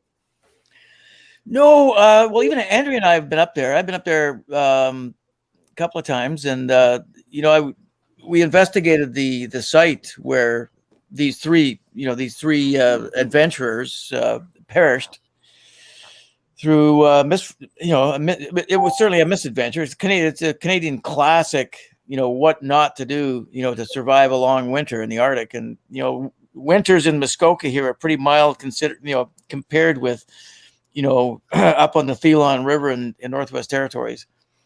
So it basically, a 7 to 8 month winter they had to deal with. And so the leader of the expedition, John Hornby, was a self-made outdoorsman, and he had barely survived 3 previous winters, nearly starving to death. But he went back to England, picked up his younger cousin, who was only 19, and picked up another young fellow, and they trekked over 1,000 miles up to from Fort McMurray up to the Thelon. And by that time, winter had set in, but they still had to build a cabin. They had basically no food left in their supplies, and the caribou never came by. But basically they're going to survive on the caribou, and they never showed up. So yeah, it's kind of a classic Canadian tragedy. So, but interesting, the research that I did that nobody else has really done. There's been a lot of books written about the John Hornby expedition, but more in a chronological method, and it really left out a lot of the personal daily conversations that these men probably had, tucked away in a cabin in one of the most remote places, on this planet. So I just had a dialogue between the 3 men for the months that they tried to survive this 7-month-long winter. Mm. So no paddle hiding up the Thelon. It's pretty, No. it's not recommended. In the end, it's really a love story. It's there's been a lot of criticism about I suppose when 3 men are alone in a cabin, now why didn't they cannibalize each other, or when somebody died, in a lot of cases in these survival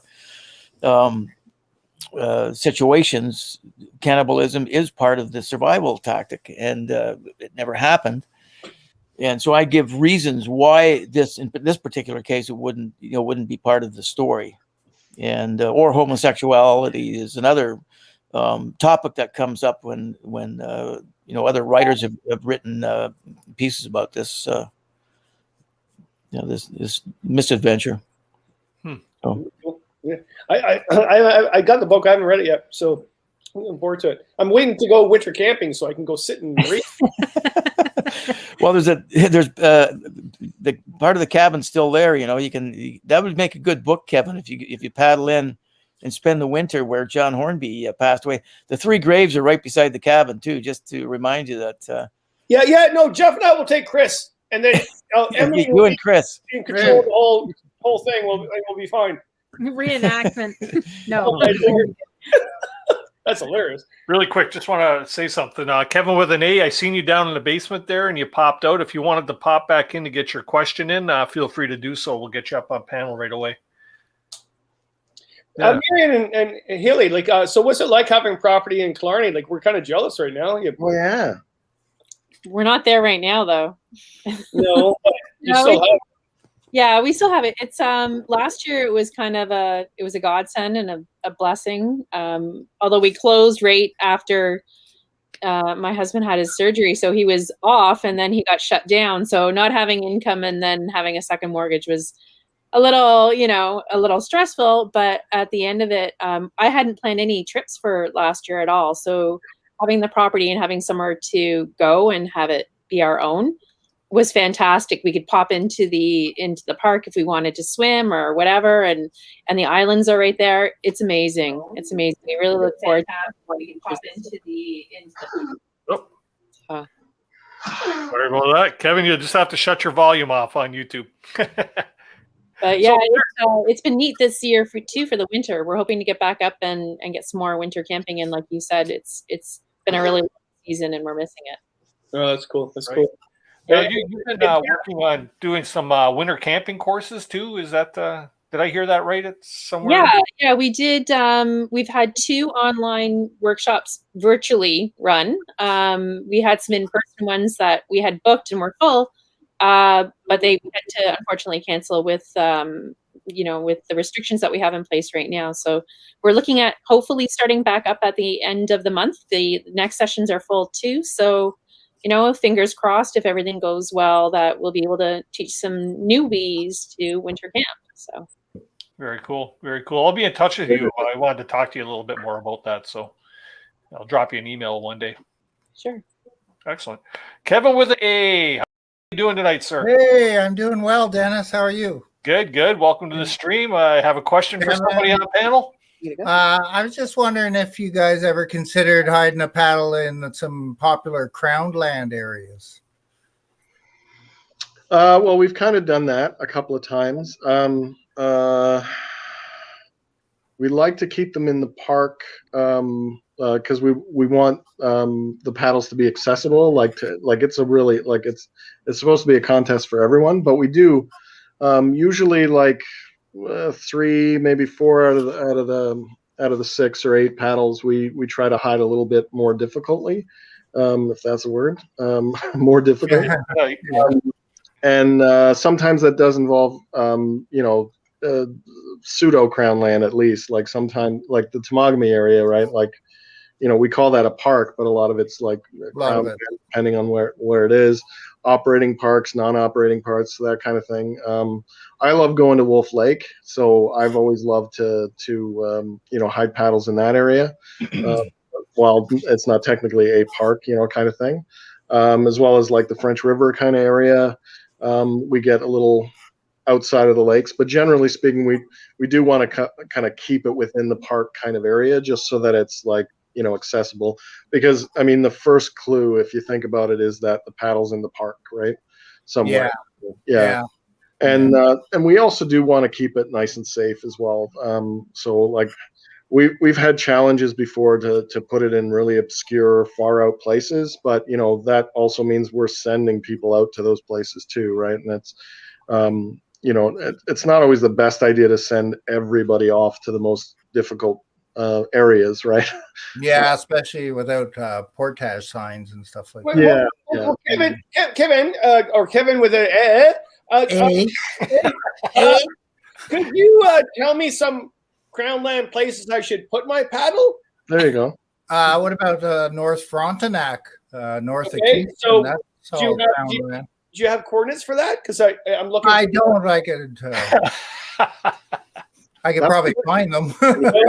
I'm just joking. Many people want to know where my secret crown land places are, right? Oh, I see. And I always thought it'd be cool to hide one on one of my crown land places, but then people would know. Right, yeah. I just want to do a quick shout out to Hap. I'm enjoying your book there, you and Grey Owl. Thanks, Kevin. Yeah, I just picked it up there about a couple weeks ago, so I've been enjoying reading that. It's quite an episode. Thanks. Yeah. You know what, Kevin, Hap, when you were on the show, I seen a question come up a couple of times about you helping to train Pierce Brosnan. The question never really come up, and a lot of people wanted to know what that was like. You have to read the book. Yeah, exactly. There you go, and they're available at hapwilson.com. Yeah. There you got it. That movie actually, it just came out on Prime or Crave or one of them, the streaming platforms. I have it on my list. I still haven't seen it, so I'll think of you when I watch it. Don't bother. Oh, really? It's funny. They took my name off the credits because I got in a bit of a row with Pierce Brosnan. I was supposed to be listed as his personal trainer, Yeah. But I tried to get him to come up to Temagami because at the time, this was in the 1990s when we were trying to preserve the old growth in Temagami, and we tried to get him to sort of champion the cause, but he said, no, I'm a one cause guy. And he was actively involved in saving the whales, but he was also in the process of buying a rainforest logging company. So yeah, to try to get him up to Temagami to save the pine forest just didn't pan out. No. So I wrote an article, a feature article in a national magazine, and I kind of critiqued the movie. And he didn't like the way I wrote him up, so he had the movie people nix my name from the credit roll, so you won't see my name on the You know what? credit. It's funny because I watched the movie after we had you on the show, Hap, and I distinctly watched through the credits twice at the end looking for your name. Yep. I did not see it, and I was wondering, like, what the hell's going on here, right? Yep. So now I know why. That's funny. If I only learned to keep my mouth shut, eh, Kevin? Yeah. Squeaky wheel gets the oil, right? What do you mean, Hap? Yeah. Pretty hard to do, eh, Kev? Hey, remember? So Hap and I were going through the airport, going back from, was it CANOEHOUND'S? And the steward, whether he knew us or not, I'm not sure, but he gave us free booze the entire flight, right? Remember that? No. Yeah, it's kind of foggy right now. I don't remember anything. But can you imagine the moment where Hap and I were walking through the airport at the same time, going through security, and the gentleman in front of us was questioned by security, saying, something about his family, whatever, and he made a rush for it, and they stopped him. And I kept walking, and you didn't, and you were held for like how many hours? And I got home, and I was good. Do you remember that? Yeah, are you sure that was me, Kevin? No, it was. I swear to God. That was years ago. But Too much of that Irish whiskey. No, I know. But no, I swear to God that happened. It was quite funny. Like yeah. Anyway, never mind. Sorry, Dennis. I'll be quiet now. No. By all means. Sorry, I'm just reading through some of the questions here. Here's one, Preston. Maybe you've already, but any plans to hide a paddle hidden north of Superior or Lake Superior Provincial Park? That would be awesome. Yeah, that sounds like a great suggestion. Yes, and I'm going there. So yes. Oh yeah. Okay. Yeah. Andy and I are doing 2 big trips up there. So yes. Oh really? Oh. Yes. That would be very cool. Chris, can you drive that far in one day? It's pretty close, actually. It's only about 4 hours away. Really? I'm in Elliott Lake. He's got you cornered, Kevin. He's got you cornered. That's my neck of the woods. What? How far are you from Lake Nipigon? Oh, I said too much. That's a little further. Yeah. Yeah, I'm up in Woodland Caribou this summer. Oh, that'd be cool too. Starts at Artery Lake. It's Blood Vein, but it starts in Ontario. Blood Vein is a great river. Yeah. Yes. I ran that one in ran that in 2015 following your book, actually. Aye. Nice. Awesome. That's great. Did you see, Emily, did you see the pictographs on Artery Lake? Yeah. We put in at Wallace. Okay. And hopped over. I believe we saw pictographs. I believe that was Artery right in before. Yeah, you'd remember the ones that on Artery. It's one of the best in the world, actually, with the big bison image. It's a best seen in the morning light too. It's just a fabulous sight. And there's I think 12 pictograph sites on the river on the way down.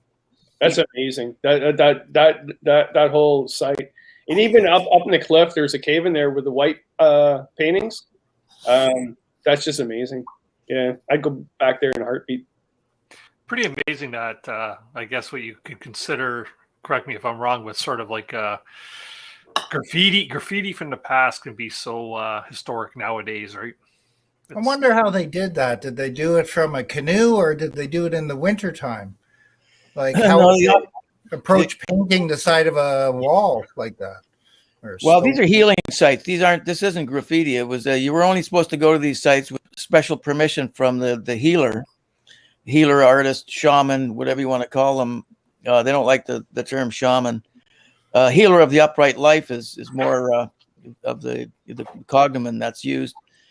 But these were sacred sites. And when I was researching my Missinaibi book, I spent the winter up in Michipicoten on the beach, and I went to the archives through at the reserve there and talked to an elder. I said, "What's the science behind the pictographs? Why are these pictograph paintings still on the rocks when we go to Home Depot and buy the best paint and it wears off our decks and in 2 years?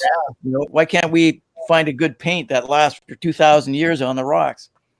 And this elder just laughed at me. He said, "Nothing to do with science. It's magic and ceremony." And that's there you go. And he says the Memagwishawak that lived, the stone people that live behind these special places, behind these rock faces, special energy at these places, the shaman makes a deal with the Memagwishawak for some of their blood, which is mixed with a pigment, or it could be red ochre that's mined in various places in Ontario. And through ceremony and the blood of the Memagwishawak, that's the bonding agent that bonds these paintings to the rocks for millennium. Anyway, believe it if you want. we can't explain why these paintings are still there after thousands of years. Yeah, it's quite amazing. Thank you for correcting me on that, because I meant that with no disrespect by all means. But that's really interesting, because I've often wondered how these things can last for so long. Dennis, you're going to have dark dreams tonight. It's okay. That's okay if that's what it takes for forgiveness. You got to sleep with the light on. He does have dark dreams after Tuesday night. Usually sorry, you asked the question about when do they paint them. More often they would paint them from a canoe. In some places they're up on ledges, so they would actually get out from their canoe. Yeah. They'd put the paint on their hands. You'll see a lot of hand prints. They'll use a crushed stick, and often they just stand up in the canoe. A lot of the paintings are at the same height. If the river or lake hasn't been flooded, if you stand up in a canoe and just brace yourself, they're at about the same height as you would be standing in a canoe. That's what I thought. Yeah. Mm-hmm. I've never taken a picture one, but I've always wanted to do a painting of Indian actually putting his hand on the rock, But I don't know if I should or not. Did I offend somebody? My first pictographs I seen were actually when I was doing the Mizanabi loop, like from the town of Mizanabi or from Bull Cow and back around from like taking the bud train in, right? And it was, Twin Falls on, I believe it's called Twin Falls, and there's a wall there with the pictographs. It's in your Mizanabi book. Well, there's 20 or so different walls with pictographs on, from Little Mississinabi to Ferry Point. Yeah. And there's so many sites in that whole area. Yeah. That's a loop I loved it. I've done it twice already. I'd love to do that loop again. That'd be quite the time. Maybe solo this time. That'd be fun. What's your answer on that you've had for that? Because so should you take a photo of the First Nations paintings or not? And I've talked to many elders throughout my life, and I've never really had one solid answer. It's always back and forth, back everywhere. Some say if you take a photo with a flash, it will take the spirit away. But then I'm thinking, well, I don't use a flash, and others would say, well, it's disrespect. Others would say, well, yeah, take it and promote our culture. So what have you got? Well, like I mentioned, you're supposed to have special permission to go to these sites to begin with, because they're teaching sites, they're healing sites, and you were never supposed to, you were always supposed to leave some kind of offering there, and that's something that we do when we take trips down, like the Blood Vein. You're not allowed to touch them, splash water on them. you can go there, approach them like you would walk into a church. These are sacred sites and should be respected. I've seen a lot of damage done to pictograph sites. One particular site on the Grass River, which is equally as good as the one at Ardwey Lake, two guys that worked at a local mine, went up on a motorboat and wrote their names across these 1,000-year-old pictographs. Both men died within a month. One in a car accident, one in a mining accident. Whether that's just just an odd happening or just a coincidence. But that's I like to talk about. I was not surprised, because when I did my research on the Missinaibi and the 30-odd deaths, 17 of those deaths occurred at spiritual sites, First Nations spiritual sites, and doing the research in the coroner's office in Toronto, going through the third party and police reports and reports from people who had been at these accident sites, talking about strange incidents, strange dreams that people had, for example, at Thunderhouse Falls, strange happenings, things that they couldn't explain. And so, believe what you want to believe, but there's a lot of mystery behind these sites, and we don't know enough about it. And it's just part of our I think our responsibility when we do enter the wilderness, is that we're visitors there. We don't know everything, that we're not close enough to to nature to know or understand the reason why certain things happen, or especially the pictograph sites or dolmen stones. That's in that, I've seen so much damage done to all of these sites that because people are just ignorant, because they don't know enough about it, or they don't allow themselves to, expand on their interpretation of nature, and especially First Nations use of the land before we got here. Yeah, like you said, I think half the excuse there is the ignorance, right? People don't know or don't have the respect for it. So we always start at that time. I mean, I want to say the same thing, but also I don't want to knock those people that are ignorant, because they'll grow up and learn, hopefully. But I remember my first time down the White River on Lake Superior. First Nations person Charlie, good friend of mine, elder, and he said basically, Kevin, put tobacco or whatever, Smarties or whatever that you don't have much of, and put it at this site. And I actually forgot, and I was a kid. I forgot. I was taking a bunch of profs at the college down, and I was working my second year part time at the college, like years ago, over 30 years ago. And then one guy got food poisoning, and they got like Hap, you're right, like it's just mojo, right? So it's like we all got food poisoning. We went on Lake Superior. We almost died in Lake Superior. I got to my vehicle. The guy that showed my vehicle left the lights on. The battery was dead. I got it started by someone else's vehicle. I put it in gear and then smashed into his vehicle. It was a terrible trip, right? And then I went to Charlie, and he's really good sense of humor. He goes, Kevin, did you stop at that site? I went, no, I forgot. He goes, see what I told you. I told you. Did I not tell you? So then the next year, I went with similar people along Lake Superior, and we're supposed to do the Sand River, but it was too low, so we did Superior Coastline. And the dean's daughter, she gets really sick, and she ended up having a incarcerated hernia, and they had to take her to Wawa Hospital, and that was during the White River fire, if you remember that. Remember, you'll see the burn there now, but it was during that. So they closed the highway, so they had to take her through the burn to get there. She almost died, came back, and I said, hey, like, Charlie, I put tobacco in Lake Superior our first day, so like that shouldn't have happened. And he goes, did she die? I went, no. He goes, and it worked, didn't it?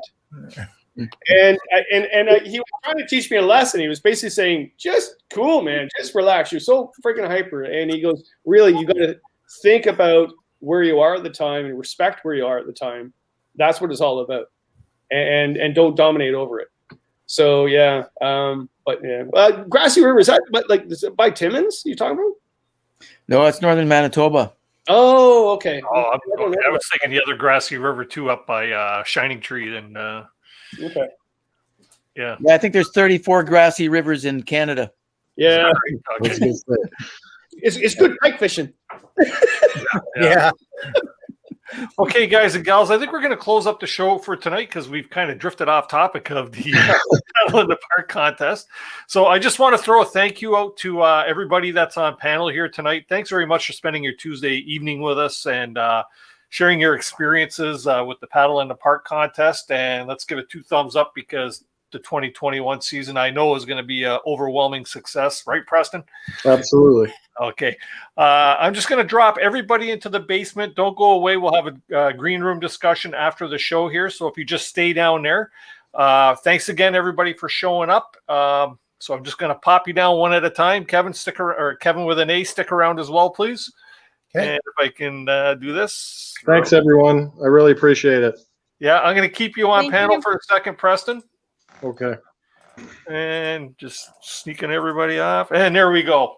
So, yeah, Preston, thanks very much for sharing all this information. I am looking so forward to this thing this year. You know what? We need something like this to lift some spirits and get people outdoors again, right? Yeah, well, I mean, thank you. Like this has been a great opportunity for the contest, and I hope everybody watching, is intrigued and want to participate in some way. Good luck to everybody. And yeah, the rewards are out there. Best chance to win is to get out there. For sure. So don't forget, everybody, you could find more information at paddleintheparkcontest.com. .ca? Yep. .ca, sorry, .ca. I stand corrected, but the link is in the description below. Be sure to check that out. For anybody that hasn't already hit that subscribe button or the thumbs up button, please do so if you see value in this show and you would like to see more shows like this.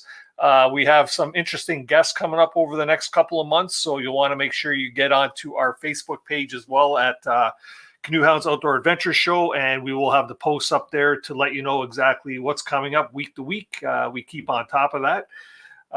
Once again, tonight's swag giveaway question was, how many paddles did Kevin Callan's arch nemesis find? Okay, and that there, you can go back in the chat or into the stream and you'll find the answer. Send that to coasprize@gmail.com. And it will be drawn on Saturday, so you have until Saturday, or it'll be drawn on Sunday. You have until Saturday evening to get that up.